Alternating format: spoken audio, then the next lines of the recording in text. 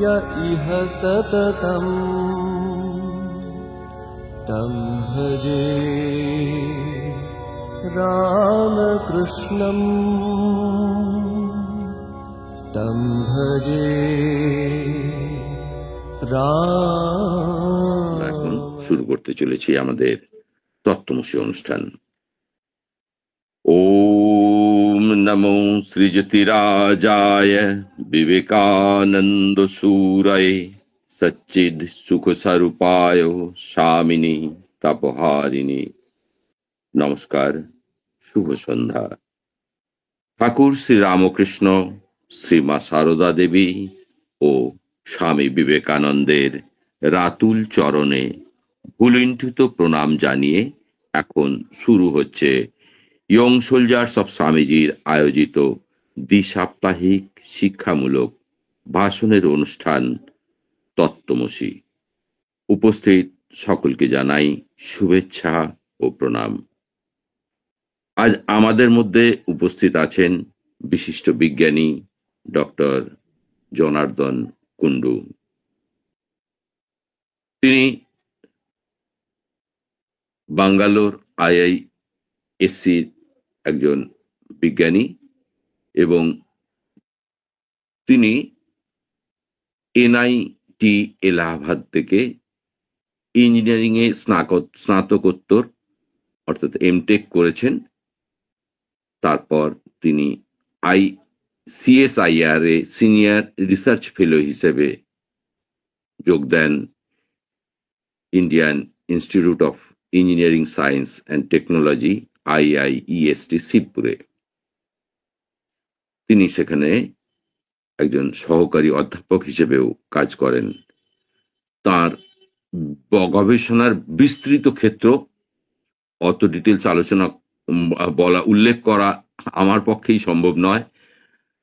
তিনি ইলেকট্রোম্যাগনেটিক লেভিটেশনের উপর কাজ করেছেন, নন লিনিয়ার কন্ট্রোল সিস্টেমের উপর কাজ করেছেন ইত্যাদি। অনেক তার বিজ্ঞান জগতে তার অনেকখানি অবদান রয়েছে।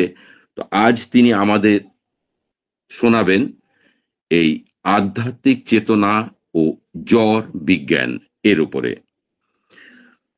তো আমরা তাকে সকলে অন্তরের বিনম্র শ্রদ্ধা জানাই। আমরা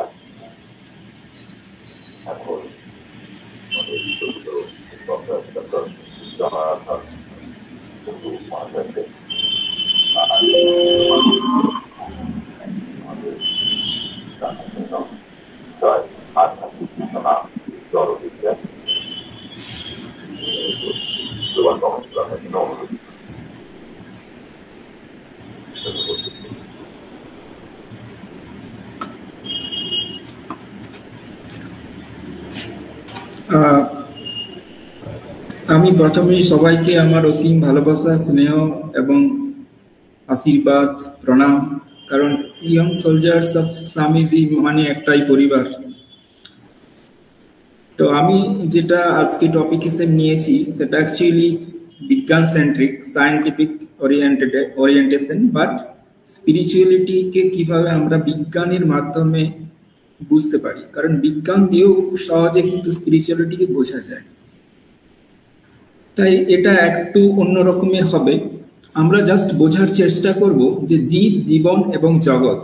বিজ্ঞান মানেই হলো প্রকৃতি, প্রকৃতি মানেই হলো ম্যাটেরিয়াল ওয়ার্ল্ড। ম্যাটেরিয়াল ওয়ার্ল্ডের মধ্যে যে ধর্ম, বিজ্ঞান তত্ত্বের উপর দাঁড়িয়ে থাকে, মানে ল। সো বিজ্ঞান এই যে তত্ত্বের উপর দাঁড়িয়েছে যে বিজ্ঞান, তাকে আমরা বোঝার চেষ্টা করব যে এটা আসলে কি। এবং এই যে আমরা নিজেকে দাবি করি যে আমি, এটা কি সত্যিই আমি? মানে আমরা মানে কি, আমার ডেফিনেশন আমি কে, অ্যাকচুয়ালি আমি কে। তো এই যে বিজ্ঞান দাঁড়িয়েছে বিভিন্ন তত্ত্বের উপর, আর সেই আবার অন্যভাবে যদি বলি আমরা টাইম অ্যান্ড স্পেস, তাহলে আমরা বিভিন্ন ডাইমেনশন থেকে আজকে আধ্যাত্মিকতাকে বোঝার চেষ্টা করব, এবং অ্যাঙ্গেল অফ সায়েন্স, বিজ্ঞান। So time and space, time মানে কি? টাইম মানে হলো বিজ্ঞানের ভাষায় 1 মিনিট আগে, তার আগে, তার আগে, তার আগে, তারপরে কিন্তু আর কিছু, লক্ষ বছর আগে, কোটি বছর আগে, তারপরে কিন্তু আর কিছু নেই, অসীম। আমরা যদি দেখি টাইমকে পরে 1 লক্ষ বছর পর, 2 লক্ষ বছর পর, কোটি বছর পর, কোটি কোটি বছর পর, তারপরে আর কিছু নেই, শূন্য, অসীম। তো আমরা এই যে ফাইনাইটের মধ্যে আবদ্ধ আছি, স্পেসেও তাই। আমরা যদি বৃহৎ জগতে যাই, universe, multi universe, then stars, galaxies, then galaxies, galaxies, galaxies, 1000 galaxies, and then universe, multiple universe, then infiniteness, আর যাওয়া যাবে না, বিজ্ঞান সীমিত। সেই রকম যদি আমরা অনুজগতেও যাই, ইলেকট্রন, প্রোটন, বোসন, তারপরে আরো যদি যাওয়া যায়, তারপরে দেখা যাবে আর কিছু নেই, ইনফাইনাইটনেস, অসীম। তাহলে আমরা যদি টাইমের রেসপেক্টেও দেখি যে কোটি কোটি বছর আগে, তারপরে তারপরে তারপরে তারপরে আর কিছু খুঁজে পাওয়া যাবে না। সেই রকম কোটি কোটি বছর পর পর পর পর পর তারপর আর কিছু খুঁজে পাওয়া যাবে না, ইনফাইনাইটনেস, অসীম। সেই রকম আমরা দেখলাম যে স্পেসেও তাই, যে আমরা ধরছি ব্ল্যাক হোল, তারপরে কি, তারপরে মাল্টিপল ইউনিভার্স, তারপরে আর কিছু নেই। এটা কিন্তু একমাত্র উত্তর দিতে পারে শাস্ত্র, মানে আধ্যাত্মিকতা। বিজ্ঞান কিন্তু লিমিটেড, বিজ্ঞান limited in time and space. তো আমরা যদি প্রকৃতি মানে হলো এই প্রকৃতি মানেই হলো আমরা যেটা দেখছি, যে জগৎকে আমরা দেখছি সেটা প্রকৃতি, এবং প্রকৃতির মধ্যে বিভিন্ন তত্ত্ব বিভিন্নভাবে সাজানো আছে, বিভিন্ন ইকুয়েশন। আমরা যখন কিছু আবিষ্কার করি বিজ্ঞানে, তখন আমার বলা হয়েছে ল, এই সেই ল ইকুয়ালস টু mc স্কয়ার আমরা আবিষ্কার করলাম। এটা কিন্তু আমাদের প্রকৃতির মধ্যে আছে, এবং সেই প্রকৃতির তত্ত্বগুলোকে আমরা জানতে পারি, কিন্তু আমরা ধর্মটাকে জানতে পারি না। তাই প্রকৃতির মধ্যে আমরা যে এত কিছু আবিষ্কার করি, আমরা প্রকৃতিকে বিভিন্নভাবে জানার চেষ্টা করি, প্রকৃতির মধ্যে যে তত্ত্বগুলো আছে তাকে খোঁজার চেষ্টা করি বিভিন্ন ভাবে, সায়েন্টিফিক এক্সপেরিমেন্টের মাধ্যমে। তারপরে প্রকৃতির যে সাপোজ কেমিস্ট্রি, আমরা যে কেমিক্যাল রিঅ্যাকশন গুলো খোঁজার চেষ্টা করি বিভিন্ন অনুপরমাণুর মধ্যে। এটা হলো আমরা প্রকৃতির মধ্যে যে তত্ত্ব আছে আর যে ক্যারেক্টারিস্টিক্স আছে, যে প্রপার্টি আছে, সেগুলোকে আমরা জানার চেষ্টা করছি। এটাই হচ্ছে বিজ্ঞান। কিন্তু বিজ্ঞান হচ্ছে লিমিটেড, কারণ হচ্ছে এটা টাইম এন্ড স্পেসের রেসপেক্টে আমরা যদি দেখি, তাহলে এটা কিন্তু এক সময় মাল্টিপল ইউনিভার্স, তারপর আর কিছু নেই, ইনফাইনাইট। সেই রকম আমরা স্পেসেও তাই দেখলাম। তাহলে এরপরে কোশ্চেন হচ্ছে যে আমাদের তিনটে জিনিসকে বুঝতে হবে। এই তিনটে জিনিস বুঝতে পারলে আমার অনুভব যে সমস্ত ম্যাটেরিয়াল ওয়ার্ল্ড আর জগৎটাকে জানা সম্ভব। জীবন এবং জগৎ।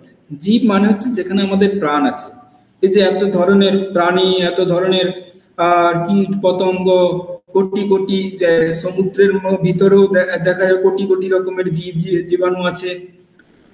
এই যে কোটি কোটি রকমের জীবাণু, এগুলোর মধ্যে সবার মধ্যে প্রাণ আছে, চৈতন্য আছে। এই চৈতন্য আছে, কিন্তু চৈতন্যের মধ্যে আবার দেখা যাচ্ছে যে বিভিন্ন ধরনের লেভেল আছে। কারণ হচ্ছে জড় চেতনা, যেমন আমরা যদি বলি বিজ্ঞানকে জড় চেতনা বলি। তারপরে হচ্ছে পশু চেতনা, মানে বিভিন্ন পশু বিভিন্ন রকমের চেতনার লেভেল। সবার মধ্যেই চৈতন্য আছে, কিন্তু চৈতন্যের স্তর আলাদা আলাদা।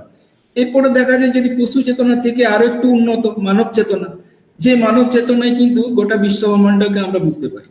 একমাত্র মানব চেতনায়, মানুষের চেতনা এতটাই উন্নত যে এই চেতনা একমাত্র পারে গোটা বিশ্ব ব্রহ্মাণ্ডের অস্তিত্ব অসীম সবাইকে বুঝতে পারে। এজন্য বলে মানব জীবন শ্রেষ্ঠ। আমরা যে আলোচনা করছি ইউনিভার্স, বিশ্ব, multiple universe, stars, planets, etcetera etcetera, electron, proton, boson, এরা কি কোনো প্রাণী বুঝতে পারবে? তাদের চৈতন্যের লেভেলটা এতই কম যে তারা বুঝতে পারে না যে কিভাবে দিন হয়, কিভাবে রাত হয়, কিভাবে আকাশে নক্ষত্র কত আছে। তারা শুধু তাদের এই বেসিক নিডস খায়, এই বেসিক নিডস গুলো তারা পূরণ করে। একটা রাস্তাতে কোনো একটা প্রাণী আছে, সে শুধু এইটুকুই বুঝতে পারে যে তার শরীরটাকে কিভাবে ফিড করতে হবে, কিভাবে খাবার খেতে হবে, আর 2-3টে এক্সট্রা অ্যাক্টিভিটিস, তার মধ্যে সীমাবদ্ধতা। সেই চৈতন্য একটা প্রাণীর মধ্যেও যে চৈতন্য আছে সূক্ষ্ম রূপে, সেও কিন্তু এই পৃথিবীর অস্তিত্ব বুঝতে পারে না। কিন্তু মানব চেতনা এতটাই উপরের লেভেল যে মানব চেতনায় এই সবকিছু অনুভব হয়। আমরা চেতনার মধ্যেই সবকিছু অনুভব করছি।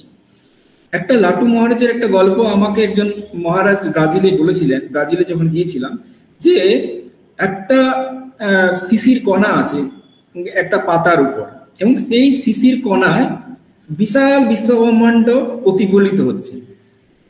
তো বিশাল, তাহলে কি যে বিশ্ব ব্রহ্মাণ্ডে যে বিশাল অস্তিত্ব আমরা বলছি, অনুজগৎ, বৃহৎ জগৎ, এটা কিন্তু আছে। এবং সেটা কোথায় কোথায় প্রতিফলিত হচ্ছে, কোথায় রিফ্লেকশন হচ্ছে? ওই শিশির বিন্দুতে। তার মানে শিশির বিন্দুটা হচ্ছে সেই আমরা, সেই চৈতন্য, যে চেতনার মধ্যে গোটা বহির জগৎ রিফ্লেক্টেড হয়। তাহলে কিন্তু আমরা আমরা সেই প্রাণ, সেই জীব। তাই মানব জন্ম শ্রেষ্ঠ জন্ম। এই জন্মে একমাত্র ঈশ্বর পাওয়া সম্ভব। ঈশ্বর পাওয়া মানে ঈশ্বরকে রিয়েলাইজেশন সম্ভব। কারণ এটা সায়েন্টিফিক্যালি প্রুভ যে পশু চেতনায় যেটা পারে না, মানব চেতনায় কিন্তু সে পারে। মানব চেতনায় সে শরীরের ভিতরেও যত অ্যাক্টিভিটি হয়, ব্লাড সার্কুলেশন, লাংস ফাংশনিং, এই যে আমাদের শরীরটা, শরীরের মধ্যেও তো কোটি কোটি রকমের অ্যাক্টিভিটি হচ্ছে প্রতিনিয়ত। আমরা কিন্তু সেগুলো জানতে পারি, কিন্তু কোনো প্রাণী কিন্তু পারে না। তার জন্য এই যেহেতু আমরা উন্নত হচ্ছি, জড় চেতনা, বিজ্ঞান, দেন পশু চেতনা, দেন মানব চেতনা, এরপরেই কিন্তু আসলে ব্রহ্ম জ্ঞান হয়। পরম চেতনায় আমরা পরম চেতনাকে অনুভব করি এবং সেই চেতনায় আমরা মিশে যাই। তো আমরা অনেক জন্ম পেরিয়ে অনেক উন্নত হয়ে আমরা চেতনার যে সর্বোচ্চ লেভেল, সেই লেভেলে আমরা এখন বিরাজমান আছি। আমরা এখন সেই ইয়েতে বিরাজমান। তাহলে জীবন কি? জীবন হলো এই যে ধরুন আমরা কথা বলছি, খেলছি, হাসছি, আমরা সবকিছু করতে পারছি এখন, এটা হলো জীবন। এই মুহূর্তে যে অনুভবটা করছি, এই যে বেঁচে আছি, এই যে আমি যা চাইছি তাই করতে পারছি এই মুহূর্ততে, এই মুহূর্তটাই হলো জীবন। এক সেকেন্ড মধ্যে যদি আমরা মনে করুন যদি কেউ, আমি যদি চলেও যাই, এই বিশাল মহামায়ার জগৎ সংসার কিন্তু আর থাকবে না। তার মানে কি এই মুহূর্তটাই হলো জীবন। তাই এই জীবনটা খুব মূল্যবান এবং এই মুহূর্ততেই ঈশ্বরকে রিয়েলাইজেশন সম্ভব। এবং তার অসীম যে বিজ্ঞান, টাইম অ্যান্ড স্পেসের রেসপেক্টে যে অসীম যে ব্যাপারটাকে আমি বোঝাতে চাইলাম, ইনফাইনাইটনেস, সেটাকে অনুভব করা সম্ভব। কিন্তু সেটা বিজ্ঞান পারে না। বিজ্ঞান মানে time and space. Time and space মানে হলো ফাইনাইটনেস, একটা গোল আস্তরণ যার মধ্যে টাইম অ্যান্ড স্পেস, এবং যেখানেই বিদ্যা অবিদ্যা, মায়া অথবা মায়ার খেলাটা চলছে। কিন্তু তার বাইরে বেরোলেই দেখা যাবে যে ইনফাইনাইটনেসকে কোনোদিন প্রকাশ করা যাবে না। সেজন্য বিজ্ঞান কোনোদিন অসীমকে প্রকাশ করতে পারে না।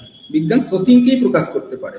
বিভিন্ন প্রকৃতির যে রূপ, গুণ, তত্ত্ব, এগুলোকে ডিসকভারি করতে পারে, তার তত্ত্বগুলোর মাধ্যমে বিভিন্ন ধরনের টেকনোলজি আনতে পারে।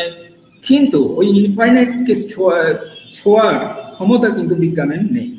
একমাত্র পারে আধ্যাত্মিকতা। যে ইনফাইনাইটনেসকে, অসীমকে বোঝার পরে সেই অসীমের সাথে বিলীন হয়ে যায়, তার আর কোনো ওই ফাইনাইটনেস থাকে না। ফাইনাইটনেস মানেই হলো টাইম অ্যান্ড স্পেস, মেটেরিয়াল। ওই মেটেরিয়াল ব্যাপারটা যখনই থাকে না, তখন সেই ইনফাইনাইটনেসের কাছে পৌঁছে যায়। তাহলে খুব সহজে বোঝা গেল যে বিজ্ঞান যে টাইম অ্যান্ড স্পেসকে আমরা বলছি, তার কিন্তু লিমিটেড।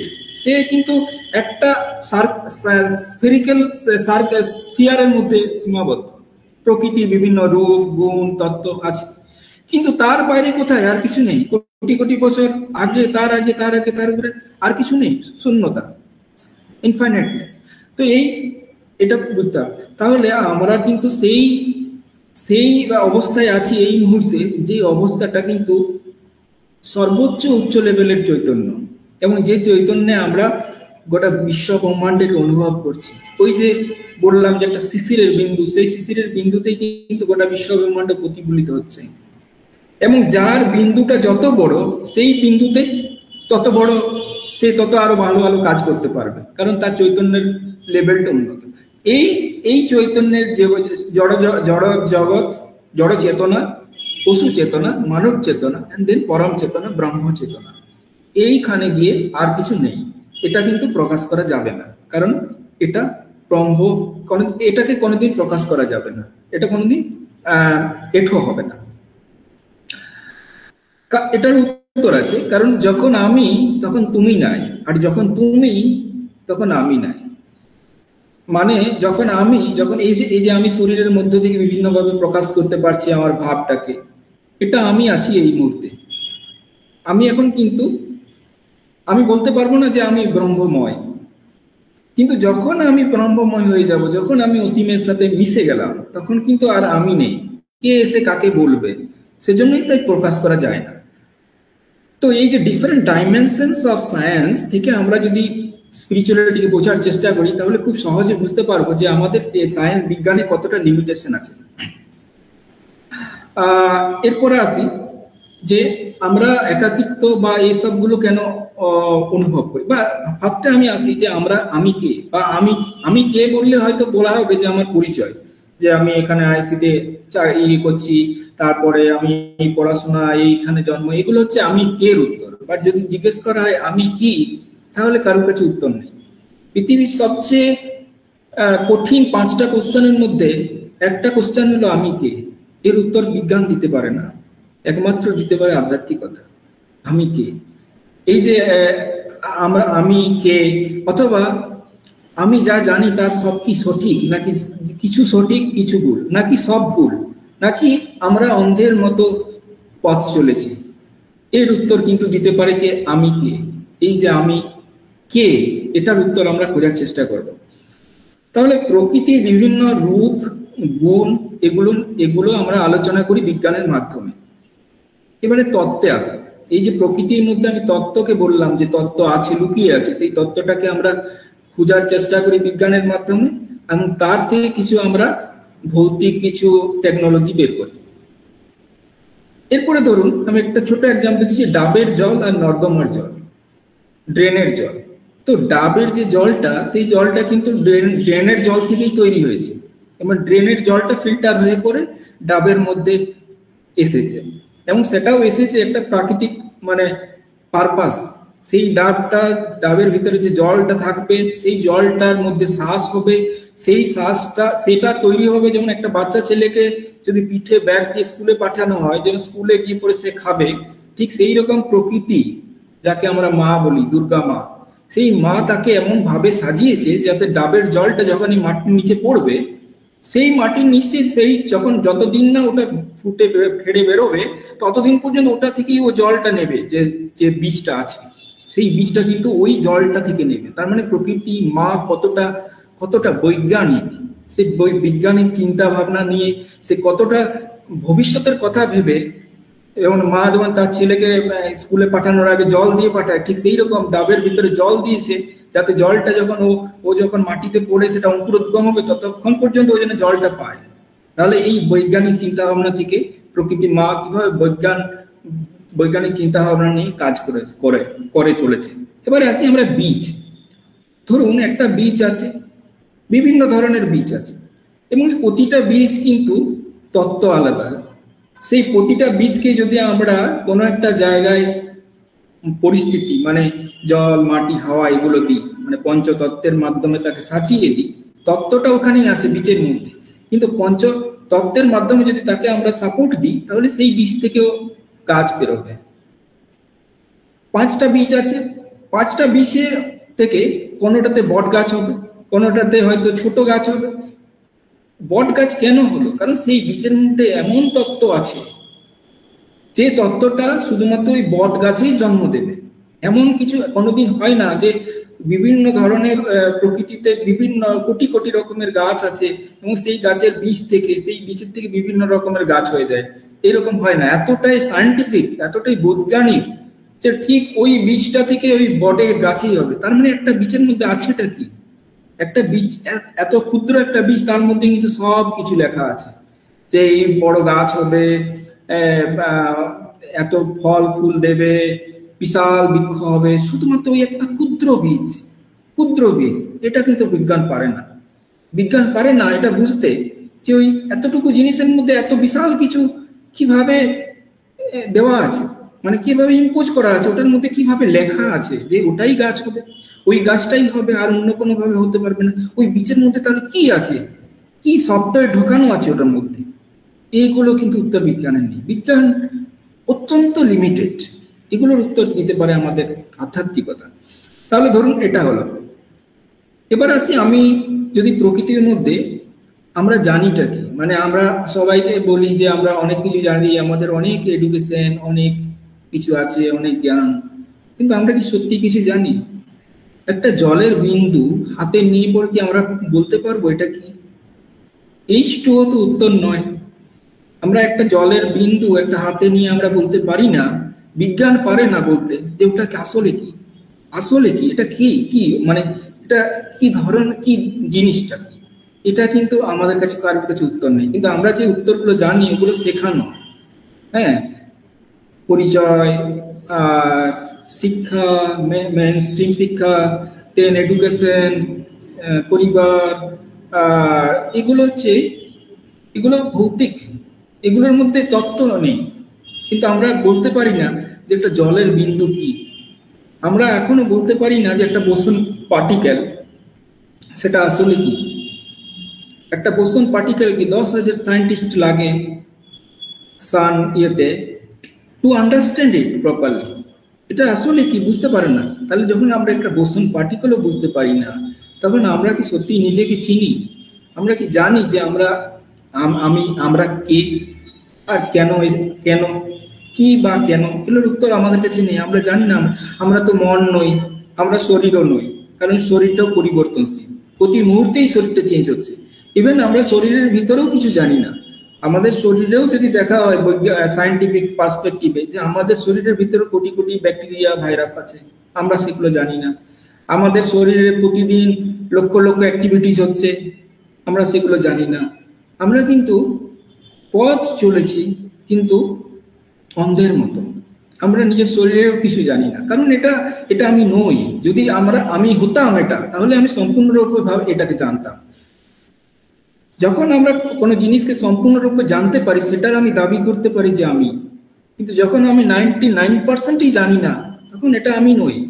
এই শরীর পরিবর্তনশীল, এই শরীরের কোটি কোটি ক্রিয়া আমি জানি না, এই শরীরে কি হয় কিছু জানি না, কিন্তু অন্ধের মতো প্রতিদিন খাই আমরা, জাস্ট মানে একটা অভ্যেস বশত আমরা করি, কিন্তু আসলে আমরা জানি না, ভিতরেও কিছু জানি না, কিভাবে ব্লাড ফ্লো হচ্ছে, কত রকমের অ্যাক্টিভিটি হচ্ছে, কিভাবে ইমিউনিটি সিস্টেম ক্রিয়েট হচ্ছে, এগুলো আমরা 99.99%ই জানি না।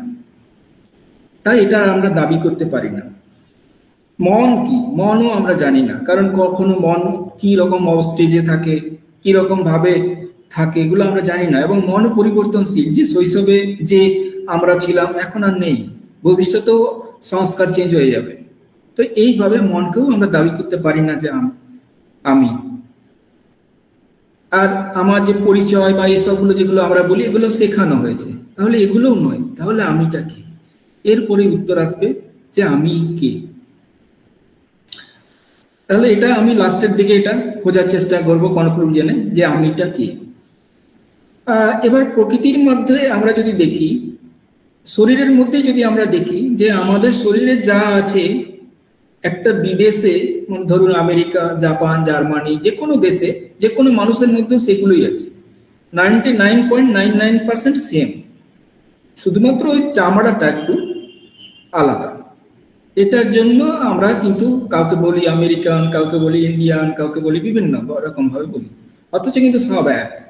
প্রকৃতি কতটা বৈজ্ঞানিক সেটা আমি বোঝানোর চেষ্টা করছি। যে ধরুন আমাদের যে 98.4 ডিগ্রি সেন্টিগ্রেড টেম্পারেচার আছে আমার শরীরে, যে আমেরিকায় বসে আছে এখন তারও শরীরে তাই টেম্পারেচার। ওটা পৃথিবীতে যে যেখানে বসে আছে এখন তার শরীরে 98.4 টেম্পারেচার। আবার আরেকটু বেটার ভাবে যদি বলি, ধরুন আমাদের পৃথিবীতে 3:1 রেশিওতে ওয়াটার আছে, সমুদ্র আর স্থলভাগ। আমাদের শরীরে কিন্তু সেই রেশিও মেনটেন হচ্ছে। গোটা পৃথিবীতে যত মানুষ আছে, যত প্রাণী আছে, সবার ভিতরে কিন্তু সেম মেনটেন হচ্ছে। কতটা প্রকৃতি বৈজ্ঞানিক। এবার ধরুন বিভিন্ন প্রাণী বিভিন্ন রকম ভাবে পৃথিবীকে অনুভব করে, তার আমি প্রমাণ দিচ্ছি। ধরুন আমরা যেভাবে এই মুহূর্তে পৃথিবীকে অনুভব করছি, একটা প্রাণী কিন্তু সেভাবে অনুভব করে না। এর একটা সায়েন্টিফিক এক্সাম্পল, আমরা 20 হার্জ টু 20 কিলোহার্জ পর্যন্ত অডিবল রেঞ্জ আমরা শুনতে পাই, কিন্তু প্রতিটা প্রাণীর অডিবল রেঞ্জ আলাদা আলাদা। আমরা যে ভিজিবিলিটি দেখতে পাই, সেই ভিজিবিলিটি রেঞ্জ কিন্তু প্রতিটা প্রাণীর আলাদা আলাদা। আমরা যেভাবে স্পর্শ করে যে অনুভূতি পাই, প্রতিটা প্রাণীর আলাদা আলাদা। আমরা যেভাবে এই যে পঞ্চেন্দ্রিয়ের যে অনুভূতিগুলো, এগুলো প্রতিটা প্রাণীর আলাদা। আমরা যেভাবে যে টেস্টটা পাই কোনো খাবারে, সেই টেস্ট কিন্তু প্রতিটা প্রাণীর আলাদা আলাদা। এবার ধরুন আমি আসি মানুষ আমাদের মধ্যেও যে এটা সায়েন্স বিজ্ঞান প্রুভ করতে পারেনি যে প্রতিটা মানুষ কি সেম ভাবে পৃথিবীটাকে অনুভব করছে নাকি অন্যভাবে অনুভব করছে, নাকি যার চৈতন্যের লেভেল যতটা সে সেভাবে অনুভব করছে। আমরা এটার উত্তরও আছে, এটার উত্তর হচ্ছে প্রতিটা মানুষ বিভিন্নভাবে বিভিন্ন পার্সপেক্টিভে পারসেপশন থেকে অনুভব করছে এই পৃথিবীকে বিভিন্ন রকম ভাবে। কারোর কাছে যেটা আমার কাছে আমি যেভাবে অনুভব করছি জগৎকে, প্রতিটা মানুষ আলাদা আলাদা ভাবে জগৎটাকে অনুভব করছে। যার চৈতন্য যেরকম স্টেজে আছে সে সেরকম ভাবেই এই বহির জগৎকে অনুভব করতে সক্ষম হচ্ছে। আর যাদের এর চেতনা এক্সট্রিম লেভেলে পৌঁছে যায় তারা অসীমকে অনুভব করে, তারা সবকিছুর মধ্যে অসীমকেই খুঁজে পায়। তো এইভাবে বিজ্ঞানকে আমরা প্রকৃতির মাধ্যমে দেখতে পাই, এবং আধ্যাত্মিকতা এমন একটা জিনিস যা বিজ্ঞানকেও বিকশিত করে, অথবা বলতে পারি মনকে বিকশিত করে। কারণ বিজ্ঞানের আবিষ্কার হয় মন দিয়ে, বিভিন্ন ধরনের ডাউট। ওকে, আমাদের তত্ত্ব আমরা যখন ইকুয়েশন বের করি তখন ডাউট করি, আমরা এটা কি এটা জানার চেষ্টা করি। এই যে ডাউট, এটা কিন্তু মন করে, এবং সেখান থেকে আমরা মনের বিকাশ করি এবং কিছু একটা আবিষ্কার করার চেষ্টা করি। এবার ধরুন আমি কে, এটার উত্তর যদি খুঁজে পাওয়া যায় তাহলে তো ভালো, তাহলে চরম আনন্দ, পরম আনন্দ।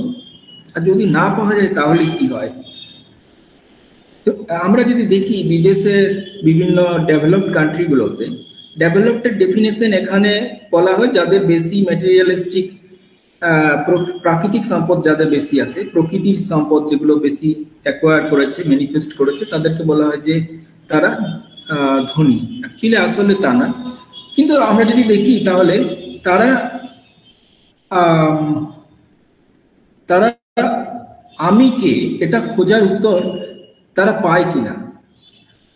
বিদেশে এখন বিজ্ঞান এখন নিউজ আমরা যদি দেখি স্ট্যাটিস্টিক্সে, যে সবচেয়ে বেশি একাকিত্ব হচ্ছে সেই সব দেশগুলো যেগুলো বেশি ধনী, যেগুলোর বেশি ম্যাটেরিয়াল ওয়ার্ল্ড আছে, ম্যাটেরিয়াল প্রপার্টি আছে। কারণ কি? কারণ হচ্ছে আমি কে এর উত্তর তারা জানেন না। আমি কে এর উত্তর যখন খুঁজে পায় না, আমি কে যখন খুঁজে পায় না, তখন খুব অসহায় লাগে তাদের সবকিছু থেকেও তারা মনে করে নিজেকে খুব নিঃস্ব, অসহায়, দরিদ্র এরকম মনে করে।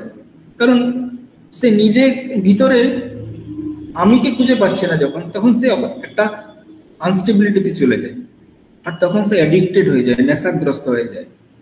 আমাদের দেশকে বাঁচিয়ে রেখেছে এই আমি, স্পিরিচুয়ালিটি। প্রতিটা মানুষের মধ্যেই কম বেশি করে স্পিরিচুয়ালিটি আমাদের দেশে আছে। তার জন্যই আমাদের ম্যাটেরিয়াল ওয়ার্ল্ড না থাকলেও মানুষ অনেক হ্যাপি থাকে, শান্তিতে থাকে, আনস্টেবিলিটি হয় না। তারা অতটা অসহায় মনে করে না যতটা বিদেশি মানুষ মনে করে।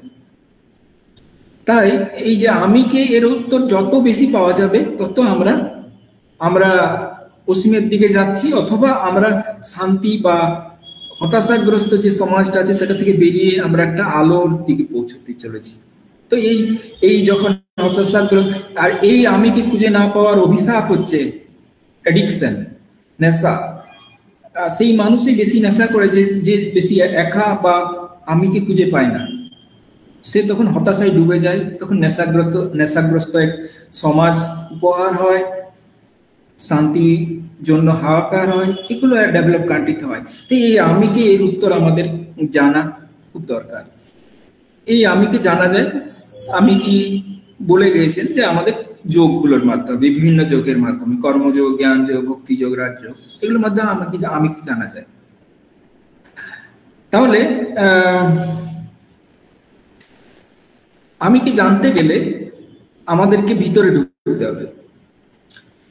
যেহেতু আমরা শরীর নই, মন নই, বুদ্ধিও নই, তাহলে আমির অবস্থাটা এই মুহূর্তে কি সেটা যদি ভিতরে ঢোকা যায় তখন দেখা যাবে যে সেই আমি নিরাকার চৈতন্য, সেই চৈতন্য যে অসীমকে নিয়ে একটু আগে বললাম যে বিশাল ইউনিভার্স ক্রস করে গিয়ে আর কিছু থাকবে না, অসীম হয়ে যাবে।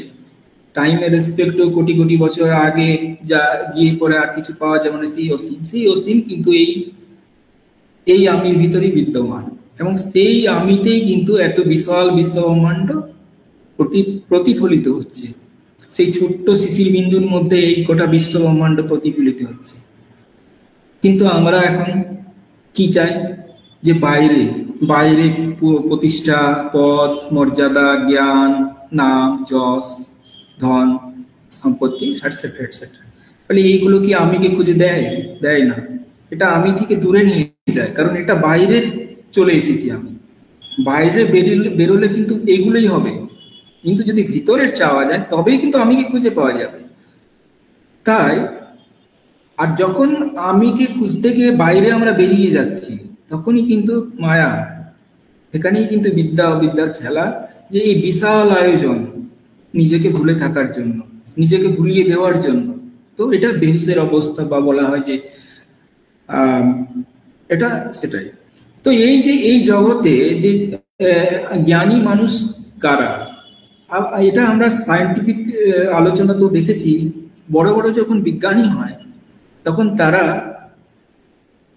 নত হয়ে যায়, বিনম্র হয়ে যায়, তাদের মধ্যে ডাউন টু আর্থ হয়ে যায়। এটার কারণ হচ্ছে যে যত জ্ঞানের জগতে প্রবেশ করে, সে তত জ্ঞানের আপ্রাণ খোঁজ করতে করতে জানতে পারে এর গভীরতাটা। এই যে বিশাল সমুদ্র, এই যে বিশ্ব ব্রহ্মাণ্ডের কিছুই আমাদের জানা নেই, আমরা যে কিছুই জানি না, আমরা নিজের আমিকেও জানি না, এগুলো কিন্তু বিজ্ঞানের মাধ্যমেও হয়। বিজ্ঞানীরাও এই জিনিসটা বুঝতে পারে যে আমরা যা জানি সব ভুল, আমরা যা জানি সব মায়া, এবং সব কিছুর মধ্যে কোথাও সত্য নেই, সত্য আছে শুধু আমির মধ্যে। আর এই বিশাল সমুদ্রে যখন আমরা বিজ্ঞানিক দৃষ্টিভঙ্গি থেকে বিভিন্নভাবে ডুব মারি, বিভিন্ন থিওরি, বিভিন্ন তত্ত্ব, বিভিন্ন এক্সপেরিমেন্টের মধ্যে, তখন বোঝা যায় যে এটা বিশাল গভীর, এই বিশাল গভীর, এর গভীরতা ইনফাইনাইট, অসীম, বিশাল। তো এই যে তখন এই বৈজ্ঞানিক দৃষ্টিভঙ্গিতে যখন কোনো একজন বিজ্ঞানী এই যে অবস্থায় পৌঁছে যায়, তখন সে বুঝতে পারে যে সত্যি আমরা কিছু জানি না। একটা বোসন পার্টিকেল, সেটা ক্ষুদ্রতম, সেটার জন্য 10,000 সায়েন্টিস্ট লাগে সেটাকে বোঝার জন্য। তাহলে আমাদের জ্ঞান কত ক্ষুদ্র, আমাদের যে এই পুঁথিগত বিদ্যা বলা হয় যে ডিগ্রি আছে, এগুলো তাহলে কত ক্ষুদ্র। যখন 10,000 সায়েন্টিস্টই পারছে না একটা ছোট্ট বোসন পার্টিকেলকে বুঝতে, তখন আমরা কি করে নিজেকে দাবি করতে পারি যে আমরা কিছু জানি?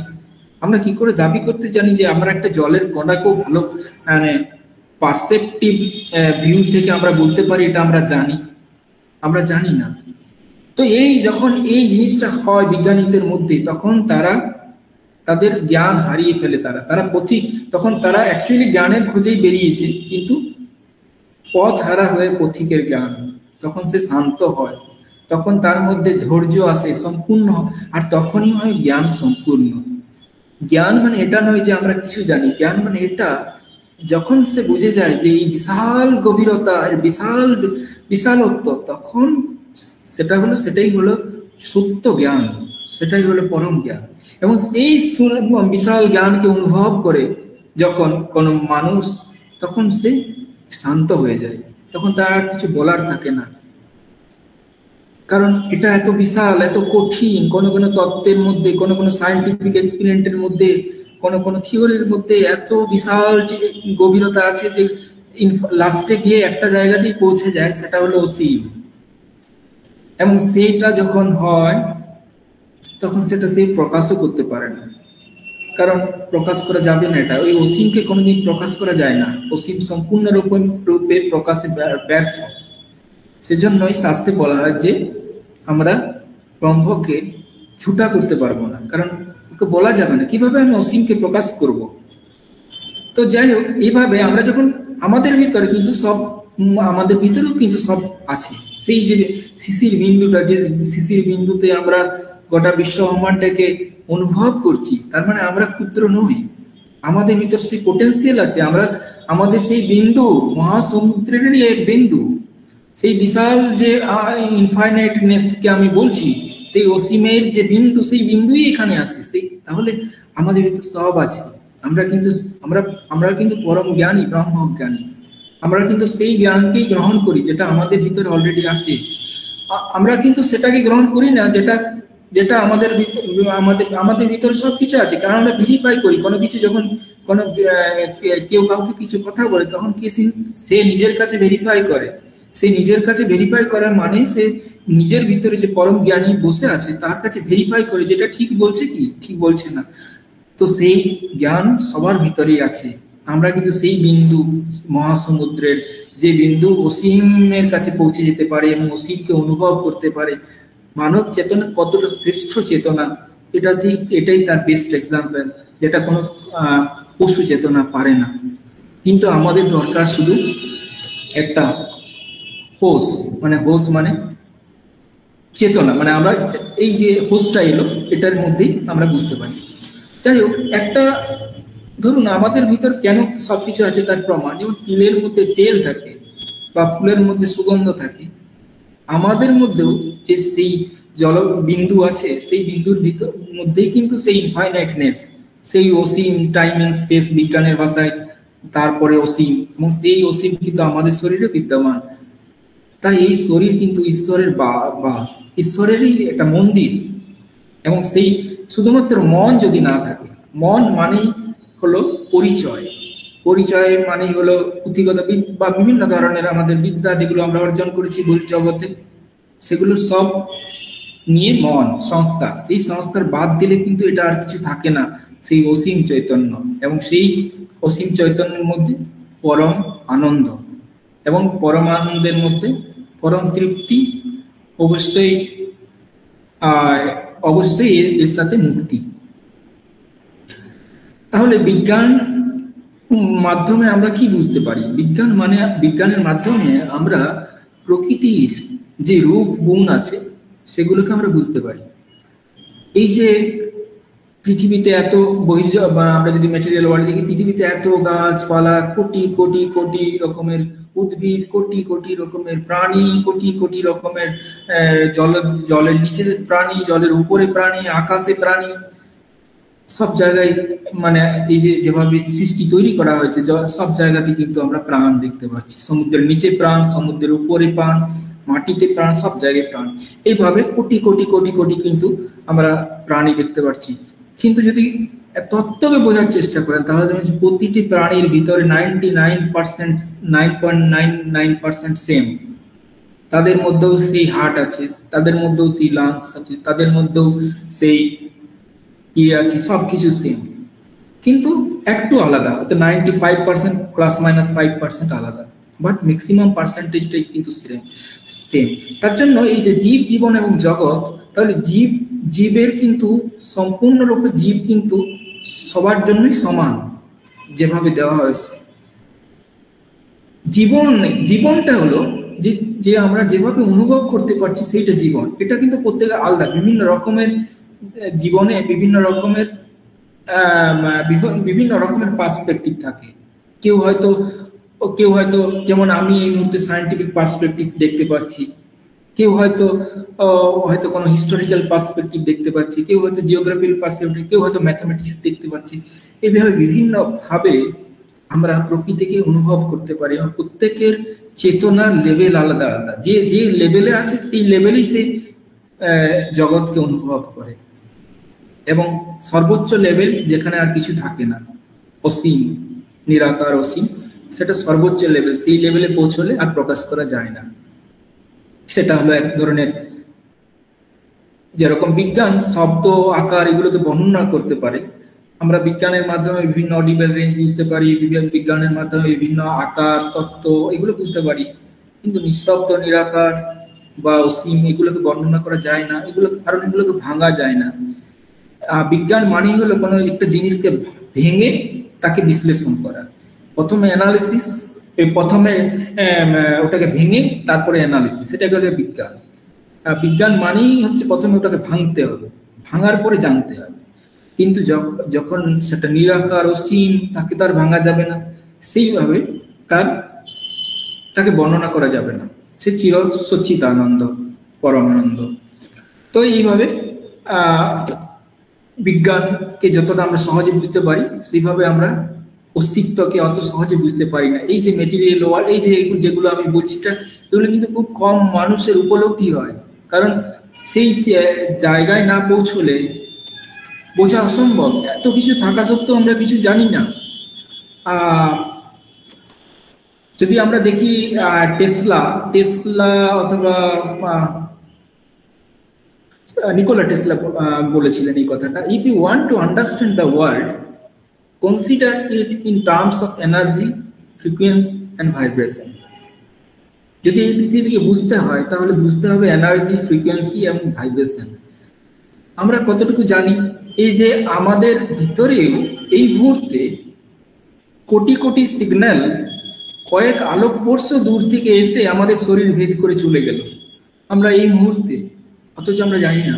কারণ সেই কোটি কোটি আলোকবর্ষ দূর থেকে কোন একটা রে, আয়ার, টুয়ার, আলফা, গামা, লক্ষ লক্ষ রকমের রেজ আছে, যেগুলো কোটি কোটি আলোকবর্ষ দূরে, কোটি কোটি আলোকবর্ষ টাইম থেকে স্টার্ট হয়েছে, আজ এই মুহূর্তে এসে হয়তো আমাকে ভেদ করে চলে গেল, আমরা জানি না।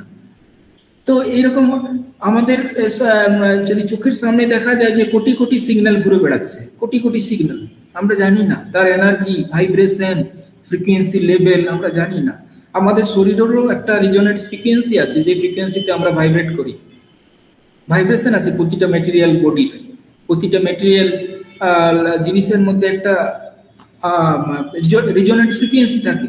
সেই ফ্রিকোয়েন্সির মাধ্যমে আমরা ভাইব্রেট করছি। কোয়ান্টাম ফিজিক্স এখান থেকে এসেছে, সেগুলো কিন্তু আমরা জানি না। তা আমরা যেটা জানি সেগুলো কিন্তু ভুল। আমরা কিন্তু অন্ধের মতোই পথ চলেছি। আমরা অনেকটা পশুর মানে চেতনায় যেভাবে হয় ঠিক সেই রকম ভাবে পশু একটু বেটার কন্ডিশন আমরা চলেছি, বাট এগুলোর অনেক অনেক অনেক উপরে ওঠে, এগুলো দেখা যায়, যেটা একমাত্র মানব চেতনা বুঝতে পারে। তাহলে এটা যদি হয় বিজ্ঞানের ভাষায়, যেটা যদি আমি দেখি, তাহলে আমরা বিবর্তনের মাধ্যমে বিবর্তিত হয়েছি। যে আমাদের শরীর যেটা বিবর্তিত হয়েছে, এটা লক্ষ লক্ষ বছর ধরে বিবর্তিত হয়েছে। আমাদের শরীরও এক সময় আমরা যদি দেখি বিজ্ঞানের ভাষায় ওই ল্যাজের টাইপের ছিল, বাট এখন আর নেই, বিবর্তিত হয়েছে, উন্নত হয়েছে। সেরকম মনও কিন্তু আমাদের লক্ষ লক্ষ বছর ধরে সংস্কার যেটা বলছি বিবর্তিত হয়েছে। আজ আমরা উন্নত মনস্ক, আমাদের সংস্কার উন্নত। আমরা আজ অসীমকে বুঝতে পারি, সসীমকে বুঝতে পারি, আমরা আজ তাকে নিয়ে আলোচনা করতে পারি, তার ভৌতিক ধর্ম, তত্ত্ব, গুণ, এগুলো নিয়ে আমরা ডিসকাশন করতে পারি এবং সেগুলোকে ইউজ করতে পারি। তাই আমরা আজ উন্নত হয়েছি। আজ মানব চেতনারও আমরা শ্রেষ্ঠ স্টেজে আছি এবং এটা ক্রমাগত আমাদের সংস্কার উন্নত হয়ে চলেছে। তো এই জন্য আমরা আমাদের মধ্যে করুণা আছে, দয়া আছে, মায়া আছে, বিশ্ব ব্রহ্মাণ্ডকে জানার ক্ষমতা আছে, অসীমকে বোঝার ক্ষমতা আছে। ইভেন একটা পশু চেতনা যেটা পারে না, যেগুলো ম্যাক্সিমাম জিনিসই তারা পারে না, সেগুলো আমরা কিন্তু সব পারি। এই যে করুণা, মায়া, দয়া, বিশ্ব ব্রহ্মাণ্ডকে জানার ক্ষমতা, এগুলোও কি প্রতিটা প্রাণীর আলাদা আলাদা। তাদের ভিতরেও হয়তো কেউ হিংস্র, সিংহ হিংস্র, বাঘ হিংস্র, আবার গরু শান্ত। তাহলে কি এই যে করুণা, মায়া, দয়া, এগুলো কিন্তু প্রতিটা মানুষের আলাদা, কারণ চৈতন্যের লেভেলটা আলাদা। যার চৈতন্যের লেভেল উন্নত, সে উন্নত, ধরুন একটা গরু মানে সে হয়তো একটা সিংহের চেয়ে চেতনার লেভেল উন্নত। তো এইভাবে সে উন্নততর চেতনা থেকে থেকে থেকে থেকে লাস্টে মানব চেতনা। এবং প্রতিটা জীবের মধ্যেই কিন্তু আমরা যদি দেখি যে পঞ্চ ইন্দ্রিয়, পঞ্চতত্ত্ব, এগুলো কিন্তু প্রতিটা জীবের মধ্যেই সমপরিমাণে বিদ্যমান, ডিফারেন্ট লেভেলে। তাদের মধ্যে এই যে পারমুটেশন কম্বিনেশনে তাদের মধ্যে অ্যামাউন্ট গুলো আলাদা আলাদা হওয়ার জন্য তাদের চৈতন্যের লেভেলটাও আলাদা আলাদা। কিন্তু আছে কাম, ক্রোধ, লোভ, মায়া, মোহ, একটা ধরুন চিটি মানে ছোট মৌচাক, মাছি অথবা এগুলোর মধ্যে সবার মধ্যেই এগুলো আছে। তো এগুলো থেকে বেরিয়ে যাওয়া যায় না, কারণ এগুলো দিয়েই এই শরীর তৈরি আছে এবং এই শরীরের মধ্যে সেগুলো থাকলে তবেই শরীর চলবে। আর এগুলো না থাকলে কিন্তু ম্যাটেরিয়াল ওয়ার্ল্ড, প্রকৃতি যাকে আমি এতক্ষণ বললাম প্রকৃতি বা বৈজ্ঞানিক, এবং তার দ্বারা এই শরীর তৈরি করা সম্ভব হবে না যদি এই কাম ক্রোধ লোভ মোহ মায়া এই পঞ্চরিপ না থাকে। আর কিন্তু মন এইগুলোকে কিন্তু ধারণ করে থাকে। এভাবেই কিন্তু আমরা সংস্কারকে এগিয়ে নিয়ে যাই এবং লাস্টে গিয়ে আমরা ত্রিগুণাতীত মানে রজসত্ব তম যেগুলোর মধ্যে আমরা কাম ক্রোধ লোভ মায়া মোহকে বলছি, এটা থেকে আমরা নিস্তার পাই।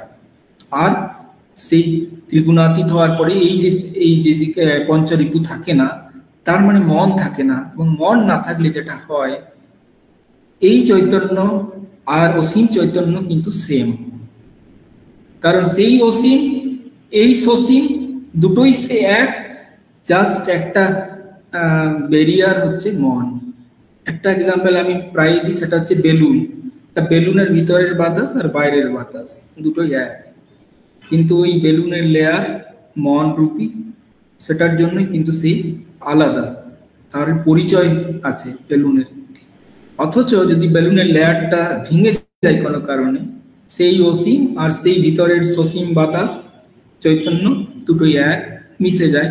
আর সে এসে পর প্রকাশ করতে পারবে না যে ব্রহ্ম কি, কারণ ওই যে নুন সমুদ্রে গিয়ে খুঁজতে গেল, তারপরে তো আর সে পেল না, সে তো মিশে গেল, আর কি এসে কে কাকে বলবে? সেই রকম বেলুনের ভিতরের বাতাস যখন বাইরে মিশে যায়, সে তখন এসে প্রকাশ করতে পারবে না যে ব্রহ্ম আসলে কি, অসীম আর সসীম। তো এইভাবে আমরা দেখি। তো আমি যেহেতু প্রকৃতি নিয়েই বেশি বলছি, সেহেতু প্রতিটা প্রাণীর চেতনা লেভেল আলাদা আলাদা, আর সেই জন্য তাদের করুণা মায়া দয়া এগুলো আলাদা আলাদা। একটা বাঘ সিংহ যেভাবে হিংস্র কোনো মানুষকে মেরে ফেলে নিমেষের মধ্যে, এটা কিন্তু গরু কিন্তু পারবে না, কারণ তার মধ্যে করুণা মায়া দয়া একটু বেশি আছে। এবং মানুষের মধ্যে আরো বেশি আছে, যে তারা কিন্তু সমস্ত জগৎকে অনুভব করতে পারে। তো এই জন্য আমাদের আমাদের যে চৈতন্য লেভেল, সেটা আমাদের অনেক উন্নত, আমরা সবকিছু বুঝতে পারি। এই জন্যই আমাদের মুক্তি সম্ভব, কারণ আমরা যেহেতু চৈতন্যের লেভেলে আমরা উপরে উঠতে পারি, মানব চেতনাকে বুঝতে পারি, অসীম সসীম এগুলোকে বুঝতে পারি, সেই জন্যই আমরা অসীমকে বুঝে যাওয়া মানে ব্রহ্ম চেতনা পরম চেতনাকে বুঝে যাওয়া, এবং সেটা আমরাই একমাত্র পারি। সেজন্য মানুষের জীবন খুব মূল্যবান। আর এই জন্যই যেহেতু আমরাই পারি ত্রিগুণাতীত হওয়া মানেই হলো যে মনকে মুছে দেওয়া, মনকে মুছে দিয়ে পঞ্চরিপু পঞ্চ ইন্দ্রিয় থেকে মুক্তি পাওয়া। এটা কিন্তু একমাত্র পারে মানুষ, অন্য কোনো প্রাণী এটা করতে পারবে না। সে যে কোনো একটা রিপুকে কমানো বা বাড়ানো, তাদের একটা ফিক্সড, তাদের একটা মানে একটা তাদের ফিক্সড মেশিন, তারা সেটার মধ্যে সীমাবদ্ধ। তারা কিন্তু এই বাড়া কমানোটা পারবে না, কারণ আমরা একমাত্র পারি, কারণ আমাদের চৈতন্য সেই কাজটা করে দেয়। রিপুকে কন্ট্রোল করা, মনকে কন্ট্রোল করা, এগুলো আমরাই করতে পারি, কারণ আমাদের চৈতন্য খুব আমাদেরকে সাহায্য করে উন্নত মানের চেতনার লেভেল। তাই এভাবে এবার আমরা যদি প্রকৃতিতে দেখি, প্রকৃতিতে দেখুন আমাদের সব সঠিক সময়ে সূর্য ওঠে, সঠিক সময়ে সূর্য অস্ত যায়। আর এগুলো যদি একটু এদিক ওদিক হয়ে যায়, তাহলে কিন্তু আর পৃথিবী থাকবে না। যদি এখন ধরা যাক যে 35 ডিগ্রি সেন্টিগ্রেড থেকে হঠাৎ করে যদি টেম্পারেচার 65 ডিগ্রি টেম্পারেচার হয়ে যায় গোটা পৃথিবীর, তাহলে কিন্তু মুহূর্তের মধ্যে সব প্রাণ নষ্ট হয়ে যাবে, কেউ বেঁচে থাকতে পারবে না। অথচ প্রকৃতির রেসপেক্ট কিন্তু ওটা কিছুই নয়, কারণ আমরা যদি দেখি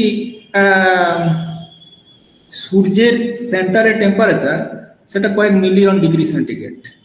ওকে, যদি দেখি সারফেস টেম্পারেচার সেটা হচ্ছে 6000 ডিগ্রি সেন্টিগ্রেড। 6000 ডিগ্রি সেন্টিগ্রেড হচ্ছে সারফেস টেম্পারেচার অফ সূর্যের। আর আমরা যদি দেখি পৃথিবীর টেম্পারেচার যদি দেখি, তাহলে দেখা যাবে যে পৃথিবীর যে সেন্টার আছে সেখানেও কিন্তু 6000 ডিগ্রি সেন্টিগ্রেডের মতো টেম্পারেচার আছে। আর সূর্যের যদি আমরা ভিতরে যদি ঢুকি, সেটা হচ্ছে কয়েক মিলিয়ন 1.5 crores ডিগ্রি সামথিং সূর্যের ভিতরে টেম্পারেচার। তাহলে ওর রেসপেক্টে তো এটা কিছুই নয়। তাহলে অথচ আমাদের পৃথিবীতে যদি ডিগ্রি হিসাবে যদি 10 ডিগ্রি 15 ডিগ্রি চেঞ্জ হয়ে যায়, সমস্ত প্রাণ শরীর নষ্ট হয়ে যাবে। তার মানে প্রকৃতি কতটা বৈজ্ঞানিক ভাবে আমাদেরকে বাঁচিয়ে রেখেছে, যে তার একটা তিল মানে আমাদের কিন্তু মৃত্যু, আমাদের শরীরের মৃত্যু। তার একটা তিল 0.00001% টলারেন্সে আমাদের কিন্তু শরীর চলে যাবে। তার মানে সে কতটা বৈজ্ঞানিক ভাবে কতটা ব্যালেন্স করে রেখেছে যে ঠিক সময়ে সূর্য হবে, ঠিক সূর্য উঠবে, ঠিক সময় সূর্য যাবে, ঠিক টেম্পারেচার মেনটেন হবে শরীরের ভিতরে বাইরে সব জায়গাতে ব্যালেন্স হবে। তাহলে কিন্তু আমাদের এই প্রাণ যাকে বললাম জীবন ধরে রাখতে পারা যাবে। এই শরীরের মধ্যে শরীরের মৃত্যু হবে। তাহলে এইভাবে আর যদি আমরা দেখি পঞ্চ ইন্দ্রিয়, আমরা যদি স্পিরিটের রেসপেক্টে বৈজ্ঞানিক ভাবে যদি বলি, তাহলে আমাদের শরীরের ভিতরে সেই 5টা জিনিসই আছে, আগুন, হাওয়া, জল, আকাশ, মাটি। আর বাইরেও কিন্তু সেই 5টা জিনিসই আছে। ধরুন এখন ইন্ডিয়াতে বসে আছি আমি, এখানেও যা জিনিস আছে 5টা, গোটা পৃথিবীতেই তাই আছে। কিন্তু জাস্ট আমি বললাম যে ওই যে বাইরের একটা 1% লেয়ারটা আলাদা, হয়তো ওখানে 100 তলা বিল্ডিং, এখানে হয়তো সেটা 1 তলা বিল্ডিং, বাট ওই যে এখানে আমার শরীরে যা আছে 99% সেম, বিদেশে যে আছে তারও 90% সেম, শুধু চামড়ার লেয়ারটা কালারটা আলাদা, বাকি সব কিছুই সব, দুটো কিডনি সব কিছুই সেম। তাহলে এইভাবে প্রকৃতি আমাদেরকে কিরকম ভাবে বাঁচিয়ে রেখেছে। প্রকৃতি মা যাকে আমরা বলি দুর্গা, একমাত্র হিন্দু ধর্মে প্রকৃতিকে মা হিসেবে পূজা করা হয়। অন্য জায়গায় কিন্তু এই জিনিসটা নেই, খ্রিস্টানে নেই, তারা এটা মনে করে না। তাও আমাদের সেজন্য আমরা প্রকৃতি যাকে আমরা বিজ্ঞান হিসেবে বললাম যে টাইম এন্ড স্পেস, তার কাছে আমরা কতটা কৃতজ্ঞ যে সে আমাদেরকে সাহায্য না করলে আমরা 1 সেকেন্ডও বেঁচে থাকতে পারবো না। তাহলে যদি আমরা দেখি তাহলে অসীম যদি বোঝার চেষ্টা করা যায়, তাহলে অসীম কিন্তু সর্বত্রই বিরাজমান। শুধুমাত্র মনের যে আমাদের একটা ভুল আছে যে আমার এই পরিচয়, এই সেই, এত জ্ঞান আছে, এই আছে সেই আছে, সেগুলো কিন্তু সব মিথ্যে। সেই মনের যে জালটা, সেই বেলুনের যে বাইরের লেয়ারটা যদি একবার ভেঙে যায়, সে দেখতে পাবে যে সে তো সর্বত্রই বিরাজমান, তাকে তো আর পাওয়ার কিছু নেই আর হারানোরও কিছু নেই। যখন এটা হবে তখন কিন্তু তার একাকিত্ব আর লাগার কথা নয়। একাকিত্ব লাগে যখন সে ভিতর থেকে বাইরে বেরিয়ে যাওয়ার চেষ্টা করে। ভিতর থেকে বাইরে বেরিয়ে গেলে যেটা হবে, সে একাকিত্বেই ভুগবে। কিন্তু যখন সে ভিতরের যে বাতাস বাইরের বাতাস এক হয়ে যায়, তখন তার কাছে কিন্তু জগৎ একটাই, ইউনিয়ন। তখন একাকিত্বের যে ডেফিনেশনটা তখন আর থাকে না। সে তো সর্বদাই বিরাজমান, সবকিছুর মধ্যেই সে সর্বভূতে। তখন তার এই জ্ঞানটা চৈতন্য জ্ঞান, এবং আমাদের তখন সংস্কারের মৃত্যু হয়। সংস্কার মানে মন, আমাদের মুক্তির পথ খুলে যায়, আমরা অসীমের সাথে চলে যাই ধীরে ধীরে। পঞ্চরিপু থেকে মুক্তি, পঞ্চ ইন্দ্রিয় থেকে মুক্তি, ত্রিগুণাতীত হওয়া, সব হলেই আমরা কিন্তু অসীমের সাথে বিরাজমান করি। তখন ওই যে নুনের যেটা লবণের যে বিন্দু, সেই সমুদ্রে গিয়ে আর খুঁজে পাওয়া গেল না তাকে, অথবা বেলুনের বাইরের বাতাস ভিতরের বাতাস মিশে গিয়ে আর যখন তাকে খুঁজে পাওয়া যাবে না, তখন কিন্তু আর সে নেই। এভাবে আমরা যদি প্রকৃতির মাধ্যমে বুঝতে চাই, তাহলে এইভাবে আমরা বিদ্যা অবিদ্যার মায়া অথবা বাইরের যে জগৎ আছে সেই জগৎটা থেকে আমরা বুঝতে। আবার এখানে দুটো পয়েন্ট আমি অনেক সময় বলি, সেটা হচ্ছে যে বাইরের জগৎটাকে যেভাবে আমরা অনুভব করছি সেটা কিন্তু প্রত্যেকের জন্য আলাদা আলাদা।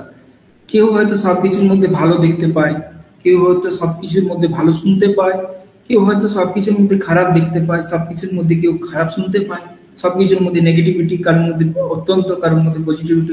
এটা ডিপেন্ড করছে যে তার মধ্যে কতটা বিদ্যা আছে আর কতটা অবিদ্যা আছে। যদি বিদ্যার পরিমাণটাই সর্বাধিক হয়, তাহলে কিন্তু সে আর খারাপ দেখতে পারবে না। ভালো খারাপ দেখাটা এক ধরনের ইলিউশন।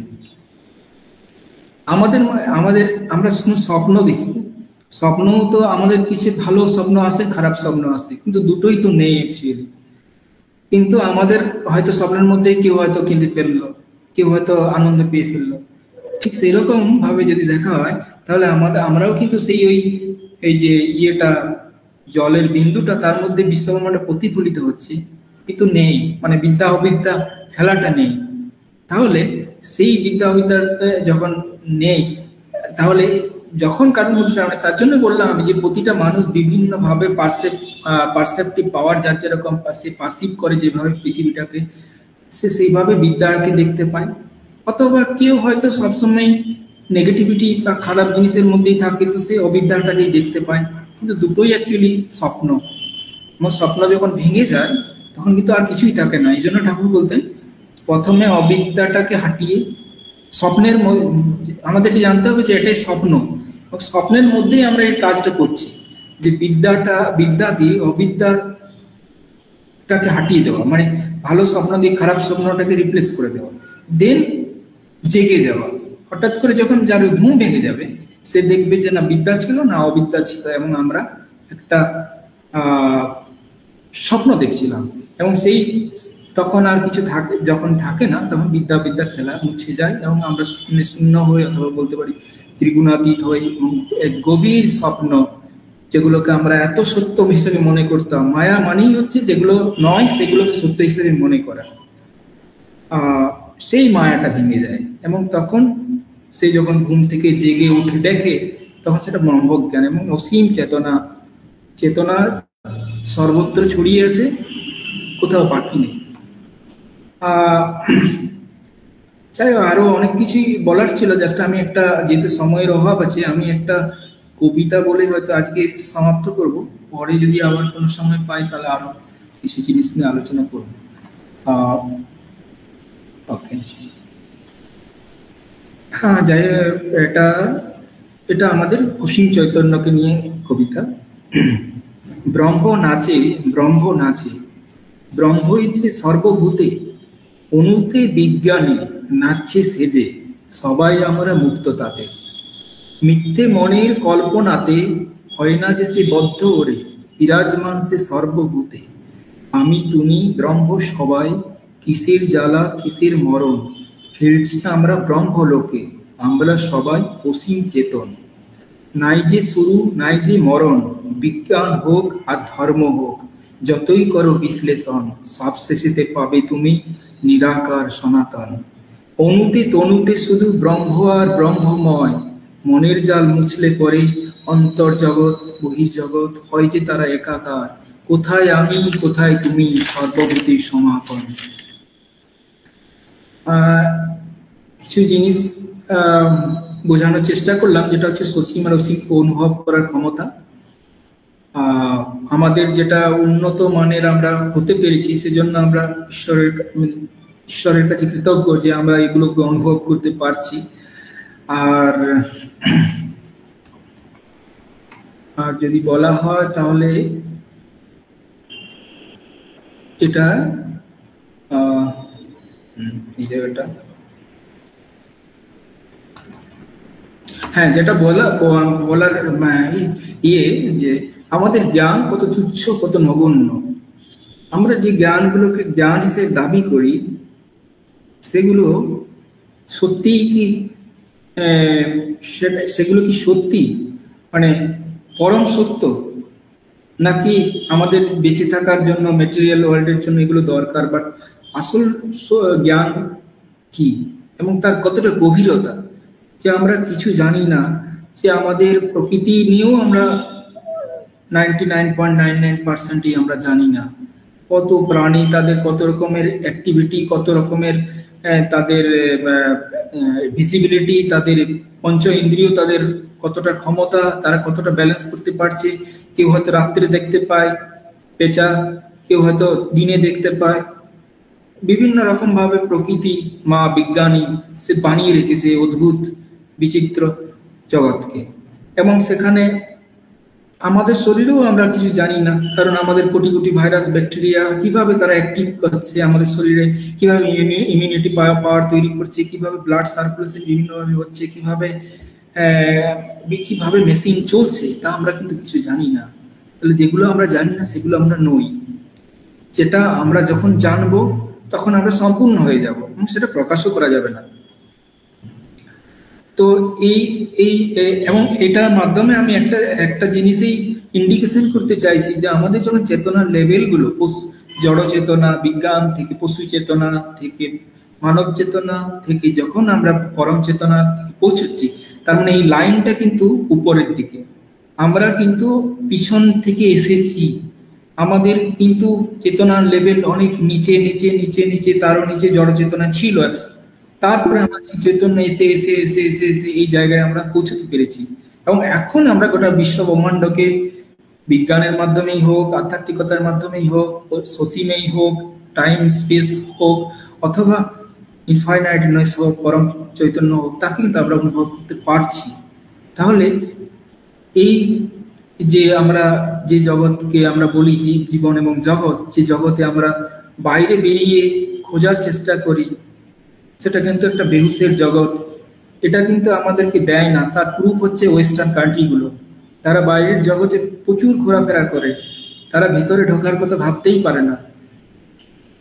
এই জন্য স্বামীজি বলতেন যে ওয়েস্টার্ন কান্ট্রিগুলোকে শিখতে হবে ভারতের কাছে, যে কিভাবে অন্তর্জগৎকে জয় করতে হয়, আর আর ইন্ডিয়াকে শিখতে হবে কিভাবে বহির্জগৎকে জয় করতে হয়। কারণ বহির্জগৎ মানে হচ্ছে time and space, material world. Material world মানে বিজ্ঞান, এবং সেটা কিভাবে আমাদেরকে, যেহেতু আমাদের শরীর হচ্ছে একটা ভৌত রাসায়নিক শরীর, তা আমাদের শরীরের জন্য একটু আরামদায়ক কিছু করার জন্য বিজ্ঞানের খুব দরকার, এবং সেটা করতে গেলে আমাদের কিন্তু বাইরের জগতে ঘুরতে হবে। কিন্তু ওই ওয়েস্টার্ন কান্ট্রিগুলো সম্পূর্ণরূপে বাইরের জগতে ঘুরে বেড়ায়, তারা ভিতরে ঢোকার কথা ভাবতেই পারে না। কিন্তু আমাদের দেশে একটা আমাদের দেশে কম বেশি সবার মধ্যেই স্পিরিচুয়ালিটির আছে, বীজ আছে। একটা ছোট বাচ্চা বুঝতে পারে যে ভিতরে ঢোকা মানেটা কি। এই যে এটার জন্যই কিন্তু আমাদের দেশে একাকিত্বটা অনেকাংশেই কম উন্নত দেশের চেয়ে, এবং আমরা জীবকে বুঝতে পারি, জীবনকে বুঝতে পারি, এবং জগৎকে সম্পূর্ণরূপে বুঝতে পারি। আর বিজ্ঞানের পিছনে যেটা লুকিয়ে থাকে সেটা হচ্ছে তত্ত্ব, বিভিন্ন ধরনের রিলেশন, ইকুয়েশন, বিভিন্ন ধরনের ধর্ম। সেটা বোঝার জন্য কিন্তু স্পিরিচুয়ালিটির দরকার হয়, কারণ একমাত্র দার্শনিকরাই বুঝতে পারে বিজ্ঞানকে। যারা বৈজ্ঞানিক হয় তারাও কিন্তু ফিলোসফার, তারা বুঝতে পারে যে দর্শন ছাড়া এটা বোঝা যাবে না। বিজ্ঞানীরা কোনো জন্য জাস্ট কনক্লুশনে যে আমাদের ভিতরে যে ক্ষুদ্র জলের বিন্দু যাতে গোটা বিশ্ব ব্রহ্মাণ্ড প্রতিফলিত হচ্ছে, সেই জ্ঞানকে আমরা যখন প্রাপ্ত করি তখন আর কিছু বলার থাকে না, এবং তার মধ্যে কোনো অহংকার থাকে না। সেই জন্য বিজ্ঞানীরা যারা সত্যি বিজ্ঞানী হয় তারা কিন্তু ডাউন টু আর্থ হয়, তারা প্রকৃতির কাছে সমর্পণ করে। যত বড় বিজ্ঞানী পাবেন, নোবেল লরেটস, যারা বোসন পার্টিকেল নিয়ে আলোচনা করছে, বা গোটা পৃথিবীতে কোটি কোটি বিজ্ঞানী, তারা কিন্তু বিনম্র হয়, কারণ তারা বুঝতে পারে যে আমরা যে প্রকৃতিকে নিয়ে আলোচনা করছি তার ধর্ম, কর্ম, গুণ, চরিত্র, এগুলোর মধ্যে লাস্টে গিয়ে আর কিছু থাকে না। বোঝা যায় যে সে একটা ইয়ের মধ্যে অসীমের মধ্যে সে সীমাবদ্ধ, সে অসীম। লাস্টে গিয়ে যখন আর কিছু থাকে না তখন অসীম। তো মানুষের ক্ষমতা, বোঝার ক্ষমতা একমাত্র ভৌত রাসায়নিক মানে ফিজিক্যাল কেমিক্যাল রিয়াকশনের মাধ্যমেই হয়ে থাকে, যেটা বিজ্ঞানীরা খুব ভালোভাবে বুঝতে পারে। বিজ্ঞান কিন্তু সহজবোধ্য সবার কাছে, কিন্তু ধর্ম এত সহজে হয় না, কারণ এটা অসীম। মানে এই অসীম এতই অসীম যে অসীমকে নিয়ে তো আর প্রকাশ করা যায় সম্ভবই নয়। তাই আমাদের যেহেতু শরীর মেটেরিয়াল, সেজন্য একমাত্র আমাদের মেটেরিয়াল ওয়ার্ল্ডকে বাঁচিয়ে রাখার জন্য আমাদের বিজ্ঞান দরকার। সেজন্য স্বামীজি বলতেন যে ওয়েস্টার্ন কান্ট্রিগুলো থেকে আমাদেরকে শিখতে হবে কিভাবে আমরা বহির্জগৎকে জয় করতে পারি। আর অন্তর্জগৎ তো আমাদের কাছে আছে, সেই অন্তর্জগতে গিয়ে আমরা বাইরের জগৎ থেকে ঢুকে গিয়ে আমরা যখন অন্তর্জগতে যাচ্ছি তখন শুধু শান্তি শান্তি, আবার যখন অন্তর্জগৎ থেকে বাইরের জগতে বেরোচ্ছি তখন কিন্তু শুধু চরম হতাশা।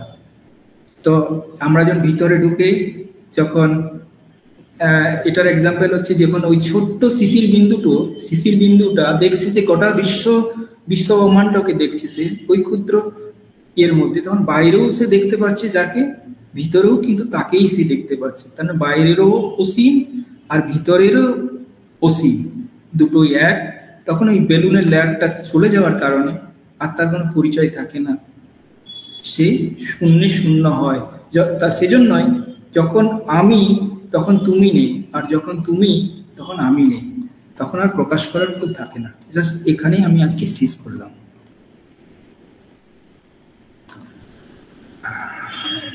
নমস্কার। অসাধারণ স্বামীজির অনুব্রহ্মাণ্ড, মাইক্রোকজম এবং বিশ্বব্রহ্মাণ্ড ম্যাক্রোকজম থেকে খুব সুন্দরভাবে সেই ক্রমসংকোচ, ইনভলিউশন এবং ক্রমবিকাশ, এভলিউশনবাদ বুঝিয়ে আমাদের এই বিশিষ্ট বিজ্ঞানী আমাদের মধ্যে আধ্যাত্মিক চেতনা ও জড় বিজ্ঞানের ব্যাপারে বোঝানোর জন্য এত সুন্দর চেষ্টা করলেন। আমরা অনেকটাই সমৃদ্ধ হলাম, আপনাকে সেই জন্য শ্রদ্ধা অন্তর থেকে জানাই। আমাদের এর পরের পর্ব প্রশ্নোত্তর। নমস্কার স্যার। নমস্কার স্যার, আমার প্রশ্নটা কিন্তু বিরাট, আমি সংক্ষেপে বলছি আর কি। প্রশ্নটা হচ্ছে, আপনি যেটা বললেন যে 2 থেকে 1, 1 থেকে 0, 0 থেকে মাইনাস, মাইনাস করে কোটি কোটি মাইনাস পরে আর কি জানি না, এটা ঠিক আছে, এটা কিন্তু স্যার একজন সায়েন্টিস্ট তার রিসার্চ রুমে একটা রিমোট কন্ট্রোল গাড়ি তৈরি করলো। সেই রিমোট কন্ট্রোল গাড়িটা বাজারে যখন এলো, একটা ছেলে রিমোট কন্ট্রোল গাড়িটা দিয়ে বিভিন্ন ওই গাড়িটাকে ঘোরাচ্ছে। আচ্ছা, এবারে ওই রিমোট কন্ট্রোল গাড়িটা ঘোরাচ্ছে, মানে গাড়িটা ঘুরছে। আচ্ছা, এবারে সাধারণ মানুষ কি বুঝবে যে ওই ছেলেটা ঘোরাচ্ছে, কিন্তু ছেলেটা বুঝছে কি যে না আমি দোকান থেকে কিনেছি। এবার দোকানদার কি বুঝবে যে না একটা তৈরি হয়েছে বিজ্ঞানী। তাহলে একজন লোক তৈরি করছে, কোথায় তৈরি হচ্ছে না রিসার্চ রুমে, এবং তার একটা লিমিট টাইম দিয়েছে যে এতদিন বাঁচবে, এতদিন ওই গাড়িটা থাকবে। কিন্তু এবারে আমি আসছি, এবারে মূল কথায় আসছি। মূল কথায় যে আমরা আমাদের কোটি কোটি জীবজন্তু, আমাদের জীবনটা এমন ভাবে কে তৈরি করেছেন, যিনি তৈরি করেছেন তিনি কে, যে একবার স্টার্ট দিয়েছে জন্ম থেকে, তার বয়স 40, 50, 60, 70, 80, 90, 100 বছর পর্যন্ত ওই ইঞ্জিনটা আর বন্ধ হচ্ছে না। তিনি কে? এবং আরেকটা প্রশ্ন, যে এই যে বীজের কথা বলছেন, অসত্য বীজ, তার এমন কি উপাদান আছে দিয়ে তৈরি করেছেন, এমন কি উপাদান তৈরি হয়েছে যে উপাদানটা সে 100-150 বছর, 100 বছর সে মানে ডালপালা প্রসারিত করে বেঁচে থাকছে। আবার একটা বীজ ক্ষণিক, মানে ওই 1-2 মাস, 3 মাস, 4 মাসের মতো তারপরও, তিনি কে? এই যে কন্ট্রোল করছেন, যেমন রিমোট কন্ট্রোল গাড়িটা তৈরি করছেন কে? একজন সায়েন্টিস্ট। তাহলে এই সমস্ত জিনিসগুলোকে তৈরি করছেন, মানে রিমোট করছেন কে, রিমোট কন্ট্রোল করছেন কে? এইটা আমার প্রশ্ন। ঠিক আছে, আমি এই জিনিসটা যদি জানতে পারি তাহলে আমি কে, আমি বুঝতে পারবো আর কি। তাহলে আমাদের 3টে জগৎ আমরা যদি দেখি, যেটা আমি চেতনার জগৎ বললাম, চেতনার জগৎ মানে হচ্ছে যে আমাদের ভিতরে যে ব্রহ্ম চৈতন্য। 2 হচ্ছে আমাদের মানসিক জগৎ, মনের জগৎ, ভাব জগৎ, মানে মনের জগৎ। আরেকটা হচ্ছে কল্পনার জগৎ, অথবা আরেকটা হচ্ছে মেটেরিয়াল জগৎ। এই বডিটা কিন্তু মেটেরিয়াল। সেজন্য ঠাকুর বলতেন যে, স্বামীজিকে বলেছিলেন না যে তুই কি সেবা করবি, ওর গর্ভ থেকে কোটি কোটি জীবজন্তু বেরোচ্ছে প্রতি সেকেন্ডে। তো এটা একটা ম্যানুফ্যাকচারিং প্ল্যান্ট, মেটেরিয়াল, যেটা টাইম স্পেসের মধ্যে আছে, যেটা আমি বললাম স্পিয়ার, সেই স্পিয়ারটা কিন্তু একটা মেটেরিয়াল প্ল্যান্ট, ম্যানুফ্যাকচারিং প্ল্যান্ট। এবং সেই যেটা বলে মাতৃগর্ভ বলা যায়, মায়ের গর্ভ বা দুর্গা মা বা প্রকৃতি মা, এই প্রকৃতি মায়ের গর্ভ থেকে প্রতি সেকেন্ডে কিন্তু কোটি কোটি জিনিস বেরোচ্ছে, জীবজন্তু। তো এটা একটা ম্যানুফ্যাকচারিং প্ল্যান্ট আছে, এটা সম্পূর্ণভাবে মেটেরিয়াল। আমাদের বডিটা কিন্তু মেটেরিয়াল।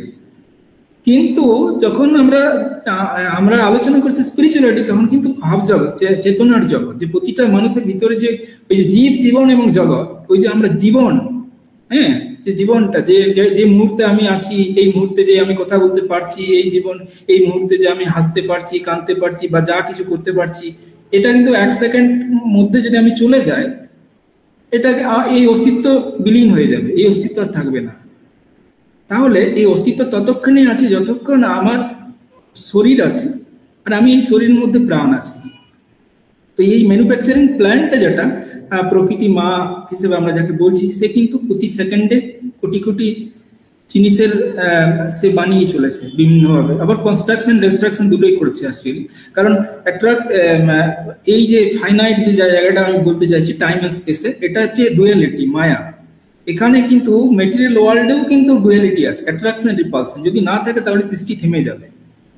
যদি যেরকম আমি বললাম যে আমাদের যদি ইয়েতে দেখা হয় যে রাগ ভালোবাসা, সেরকম মেটেরিয়াল ওয়ার্ল্ডেও কিন্তু ডুয়ালিটি আছে, অ্যাট্রাকশন রিপালশন আছে বা ক্রিয়েশন এন্ড ডিস্ট্রাকশন আছে। যদি সবকিছু ক্রিয়েশনই হয়ে যায় তাহলে তো এটা মানে এটা ওভারওয়েট হয়ে যাবে, ওভারলোড হয়ে যাবে। সেজন্য প্যারালালি কনস্ট্রাকশন ডিস্ট্রাকশন, এবং সেটা হচ্ছে কিন্তু এই স্পিয়ারটার মধ্যে। এটা ডুয়ালিটি সবকিছুর মধ্যে, সায়েন্সের মধ্যেও অ্যাট্রাকশন রিপালশন আছে। যদি আমাদের এই আমরা ক্রিয়া প্রতিক্রিয়া বলি, আমরা যে হাঁটতে পারবো না যদি না আমাদের প্রতিক্রিয়াটা থাকে।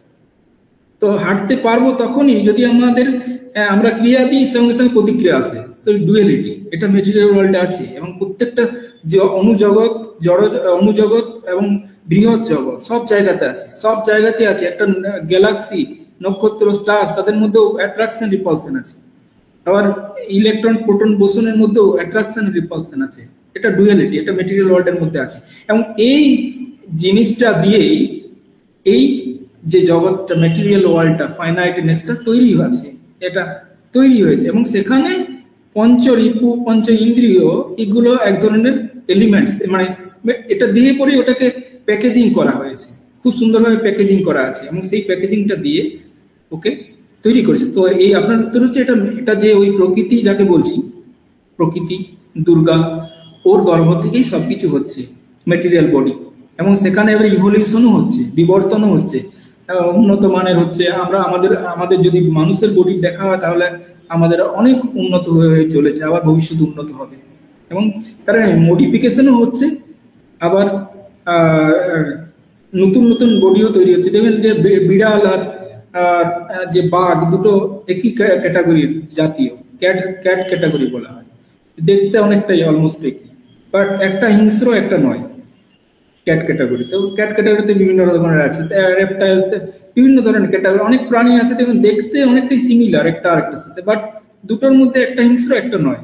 মেটেরিয়াল ওয়ার্ল্ডটা কিন্তু মেটেরিয়ালটা অনেকটাই সিমিলার, বাট এটা নয়। উত্তরটা কি আপনি কিছুটা পেয়েছেন? স্যার আমি কথা বলছি, আমি মেন জিনিসটা জানতে চাচ্ছি যে ওই যে রিমোট কন্ট্রোল গাড়িটা তৈরি করলো কোথায়? রিসার্চ রুমে। তাহলে আপনি যেটা বলছেন প্রকৃতি থেকে সমস্ত কিছু সৃষ্টি হচ্ছে, তাহলে মা দুর্গা প্রকৃতি থেকে তৈরি হচ্ছে। তাহলে প্রকৃতি তৈরি করছেন মেন কোন জায়গাটায়? সমস্ত জীব, পৃথিবীর সমস্ত জীব জগৎগুলোকে কন্ট্রোল করছে। ঠিক চন্দ্র উঠছে, সূর্য উঠছে, সূর্য সকালে উঠছে, আবার উদিত অস্ত যাচ্ছে, এই যে সমস্ত জিনিস, তাহলে এই যে কন্ট্রোল গুলো করছেন কে? নিশ্চয়ই যে কোনো একজন আছে, না হলে এত জিনিস হয় না। আমি আজকের একটা অন্যায় কাজ করে ফেললাম, হ্যাঁ, কিন্তু দেখছেন অন্যায়টা ঠিক প্রতিবিধান আমিও পেয়ে যাচ্ছি। এই যে কন্ট্রোলটা, আমি আজকে ঠিক একটা অন্যায় করি, দেখবেন কালকে আমার ঠিক শাস্তি হয়ে যাচ্ছে। এই যে কন্ট্রোলটা করছেন কে? তিনি কে? দেখুন, পাই টু পাই হিসাব হয়, মেটেরিয়াল ওয়ার্ল্ডেও হিসাবটা হয়, আবার আমাদের যে কার্মিক জগৎ আছে সেখানেও পাই টু পাই হিসাব হয়। কোথাও কিন্তু কোথাও নির্ভুল হিসাব হয়, মেটেরিয়াল ওয়ার্ল্ডও হয়। আপনি একটু বেশি খেয়ে নিলেন আপনার শরীরে রোগ হবে, বা একটু অন্য কিছু খেয়ে নিলে মেটেরিয়াল ওয়ার্ল্ডকে চেনে। যেরকম মেটেরিয়াল ওয়ার্ল্ডকে চেনে, ভাব জগৎকে চেনে। যেরকম মনে করেন আমি এখন কথা বলছি, আপনারা শুনতেন, বুঝছেন, ভালো লাগছে, মানে এটা ভাব জগৎ। হয়তো আরেকটা মানুষই আছে যে এগুলো বুঝতে পারবে না বা ভালো লাগবে না। তো এই ভাব জগৎকে যেমন চেনে, মেটেরিয়াল ওয়ার্ল্ডকে চেনে এইভাবে। তাহলে মেটেরিয়াল ওয়ার্ল্ড যেহেতু মেটেরিয়াল ওয়ার্ল্ডকে চেনে, সেহেতু আপনার কোশ্চেনটা আরেকটু বলুন তো একবার, লাস্টের দিকটা কি বলবেন? আমি প্রশ্নটা করছি যে একজন সায়েন্টিস্ট যেরকম রিসার্চ রুমে রিসার্চ করেন, যেমন একটা সাপোজ উদাহরণ দিলাম যে একটা রিমোট কন্ট্রোল গাড়িটা তৈরি করলো, সাপোজ আমি, ঠিক সেই রকমই আজকে জীব জগৎটা চলছে, প্রাণী জগৎ চলছে, তার প্লেসটা কোথায়? তিনি কে তৈরি করছেন আমরা জানি না, হ্যাঁ, তিনি নিশ্চয়ই ভগবান, তিনি নিশ্চয়ই আমরা রহস্য, এই ব্রহ্মাণ্ডের সৃষ্টি রহস্য। হ্যাঁ, হ্যাঁ, সেটা তো শাস্ত্রেই বলছে যে অসীমের মধ্যে সসীম চলছে, যে ফাইনাইটনেসটা, টাইম এন্ড স্পেসটা চলছে, এবং সেই টাইম স্পেসের মধ্যে লক্ষ লক্ষ কোটি কোটি স্টার্স, প্ল্যানেটসও চলছে। আবার মানুষের যে যে বলছেন, যদি আর্থই ধরা হয়, আমাদের একমাত্র এখন পর্যন্ত প্রাণের অস্তিত্ব শুধুমাত্র পৃথিবীতেই আছে। তো পৃথিবীতেই কিন্তু এই প্রাণী জগৎটা চলছে। তো এটা সৃষ্টি তৈরি হয়েছে, এবং সেই নিরাকার নিঃশব্দ চৈতন্য, যাকে বলে পরম চৈতন্য সৃষ্টিকর্তা, যেগুলো গভীর সমুদ্র, তার সৃষ্টি তিনি চালাবেন। আমরা হচ্ছি শিশির বিন্দু। একটা মানুষ সেই ধরুন মায়ের গর্ভ থেকে তার ইঞ্জিনটা, হাতটা চালু হয়ে গেছে, সে 70, 80, 100 বছর পর্যন্ত বাঁচছে। কি করে এটা? কি আবার কেউ 10 বছর, 20 বছর, 40 বছর মধ্যে চলে যাচ্ছে। এই যে হ্যাঁ, আর একটা মানুষের তৈরি একটা ইঞ্জিন, দেখুন 10 বছর, 20 বছর পরে তাকে আবার সারাতে হচ্ছে। ওই 10 বছরের মধ্যে কতবার সারাতে হচ্ছে। কিন্তু মানুষের ইঞ্জিনটা সত্যি, উনি যে, উনাকে অশেষ ধন্যবাদ। তিনি কে? এই যে প্রশ্ন আর কি, এইগুলো মানে অবাক লাগে। এগুলো ভাবতে গেলে, আমরা যে বিজ্ঞান বলি, আমরা যে বিজ্ঞানকে নিয়ে আলোচনা করি, এটা কিন্তু আমরা যে সৃষ্টিকর্তা, হ্যাঁ, তার থেকে আমরা কপি পেস্ট করি। আমরা যখন ফ্লাইট বানাই, তখন একটা পাখিকে ফলো করি, যে একটা খুব ভালো পাখি কিভাবে উড়তে পারে, তাকে সেটা আমরা ফলো করি। মানে প্রকৃতি থেকে আমাদের বিজ্ঞানও, কিন্তু আমরা যে আমাদের মানুষের সৃষ্ট যে কোনো জিনিস কিন্তু প্রকৃতি থেকেই নেওয়া, মানে আইডিয়াটা নেওয়া, এবং সেটাকে প্রকৃতির মাধ্যমে বিভিন্নভাবে চেঞ্জ করা। দেখুন, আমরা এমন কিছু নিয়ে আসিনি অন্য জগৎ থেকে। যা কিছু দেখছি এখানে, সবকিছু এই পৃথিবীতেই ছিল, এই পৃথিবীতেই আছে, আর পৃথিবীতেই থাকবে। মানে এমন কিছু আমরা অন্য বাইরের কোথাও থেকে নিয়ে আসিনি। যা এখানে আমরা যা কিছু দেখছি, সব কিন্তু এখানেরই সৃষ্টি, এবং এই মাটি থেকে সৃষ্টি। এই মাটি, এই পৃথিবী 1 কোটি বছর আগে ধরুন এখানে কিছু ছিল না, সেই মাটিটা ছিল, সেই মাটিটা এখনো সেই মাটিটাই। সেই মাটিটা থেকে আমরা বিভিন্ন ভাবে ধর্ম আর তত্ত্ব, ইকুয়েশন গুলোকে জেনে, যে মলিকুল, হ্যাঁ, বিভিন্ন রকম রিয়াকশন করে বিভিন্ন ধরনের মেটেরিয়াল বানাচ্ছি, বিভিন্ন ধরনের ইনস্ট্রুমেন্ট বানাচ্ছি, বিভিন্ন ধরনের জিনিসপত্র বানাচ্ছি। বাট সবকিছুরই উৎপত্তি কিন্তু এই মাটি থেকে, মানে প্রকৃতি থেকেই। এবং আর প্রকৃতির আইডিয়া নিয়ে আমরা ফ্লাইট বানাচ্ছি বা জাহাজ বানাচ্ছি। সবকিছু যখন জাহাজ বানাই, তখন আমরা দেখি মাছ, দ্রুততম মাছটা কিভাবে চলে, তার মুভমেন্ট গুলো কিভাবে হয়, সেইভাবে আমরা টেকনোলজিটাকে নিয়ে আসি। সবকিছুই আমরা কপি পেস্ট করি প্রকৃতি থেকে। ঠিক আছে স্যার, প্রণাম নেবেন। সাবজেক্টটা খুবই কঠিন সাবজেক্ট। হ্যাঁ, প্রণাম, নমস্কার জানাচ্ছি। আমাদের এর পরের পর্বে চলে যেতে হবে। আমরা এখন ধন্যবাদ জ্ঞাপনের জন্য আমাদের প্রবীণ যুব সৈনিক রামপ্রসাদ সাহা মহাশয়কে অনুরোধ করব।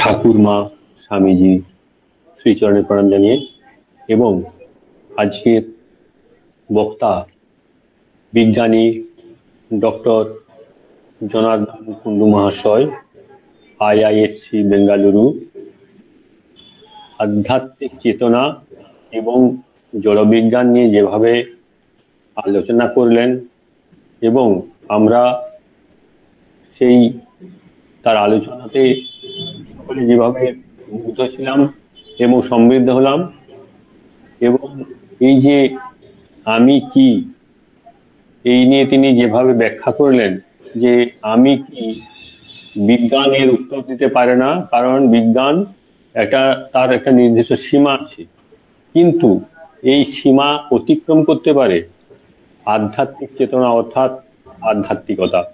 এই আধ্যাত্মিকতার মাধ্যমে আমরা আমাদের চেতনাকে যদি সেই জায়গায় নিয়ে যেতে পারি, সেই কাশীপুর উদ্যানবাটিতে ঠাকুর যেটা বলেছিলেন যে তোমাদের চৈতন্য হোক, সেই চেতনাকে আমরা যদি সেই জায়গায় নিয়ে যেতে পারি, তাহলে হয়তো আমি কি, এর উত্তর হয়তো পেতে পারি।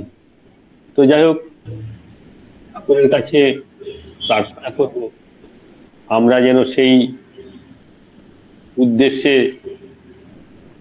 মানে আমাদের যে উদ্দেশ্য, যে সেখানে যেন আমরা পৌঁছাতে পারি। আর তার এই সুন্দর আলোচনার জন্য আমাদের এই ইয়ং সোলজার্স অফ স্বামীজি গ্রুপের পক্ষ থেকে এবং আজকে যারা উপস্থিত আছেন সকলের পক্ষ থেকে অসংখ্য ধন্যবাদ। এবং আমরা আশা করব এর পরবর্তীকালেও আমাদের ডাকে সাড়া দিয়ে তিনি এইভাবে আমাদের এই অনুষ্ঠানে যোগদান করবেন এবং তার সুন্দর বক্তব্য রাখবেন এবং আমরা আরো সমৃদ্ধ হব। আর আজকের যিনি সঞ্চালক সুবীর বাবু শান্তি মন্ত্র যে পাঠ করেছে পিনাকি মন্ডল এবং যিনি সমাপ্তি সঙ্গীত গাইবেন সে অভয় বাবু এবং যারা এই আজকের এই আলোচনায় অংশগ্রহণ করেছেন প্রত্যেককে ইয়ং সোলজার্স অফ স্বামীজি গ্রুপের থেকে এবং আমার ব্যক্তিগতভাবে অনেক অনেক ধন্যবাদ। ঠাকুরমা স্বামীজির কাছে প্রার্থনা করি আমাদের সকলের চৈতন্য হোক, জগতের মঙ্গল হোক, এই বলে আমি শেষ করছি। আমরা আমাদের সমাপ্ত সঙ্গীত জয়দান শুনব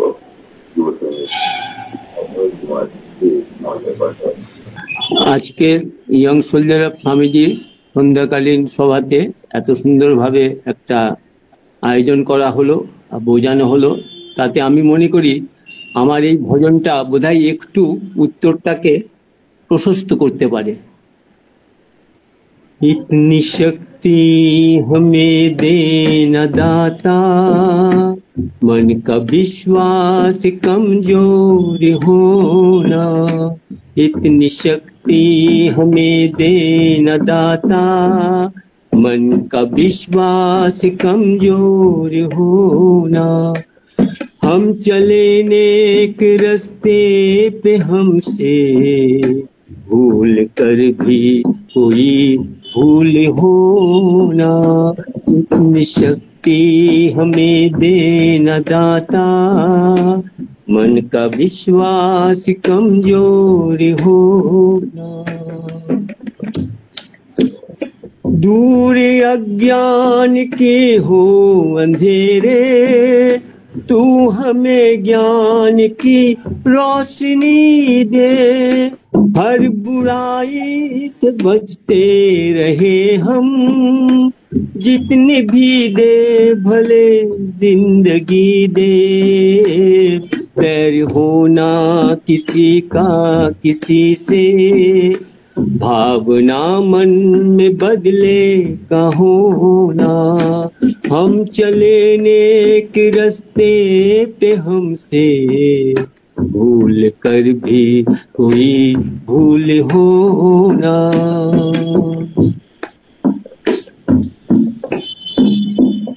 हम न सोचे हमें क्या मिला है, हम ये सोचे किया क्या है अर्पण।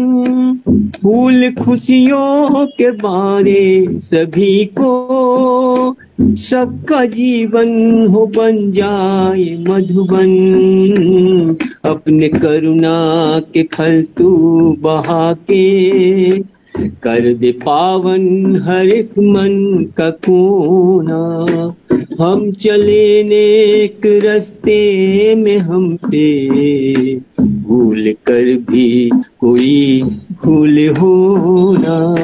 इतनी शक्ति हमें देना दाता, मन का विश्वास कमजोर होना। इतनी शक्ति हमें देना दाता, मन का विश्वास कमजोर होना। Everything depend on your and our inner faith.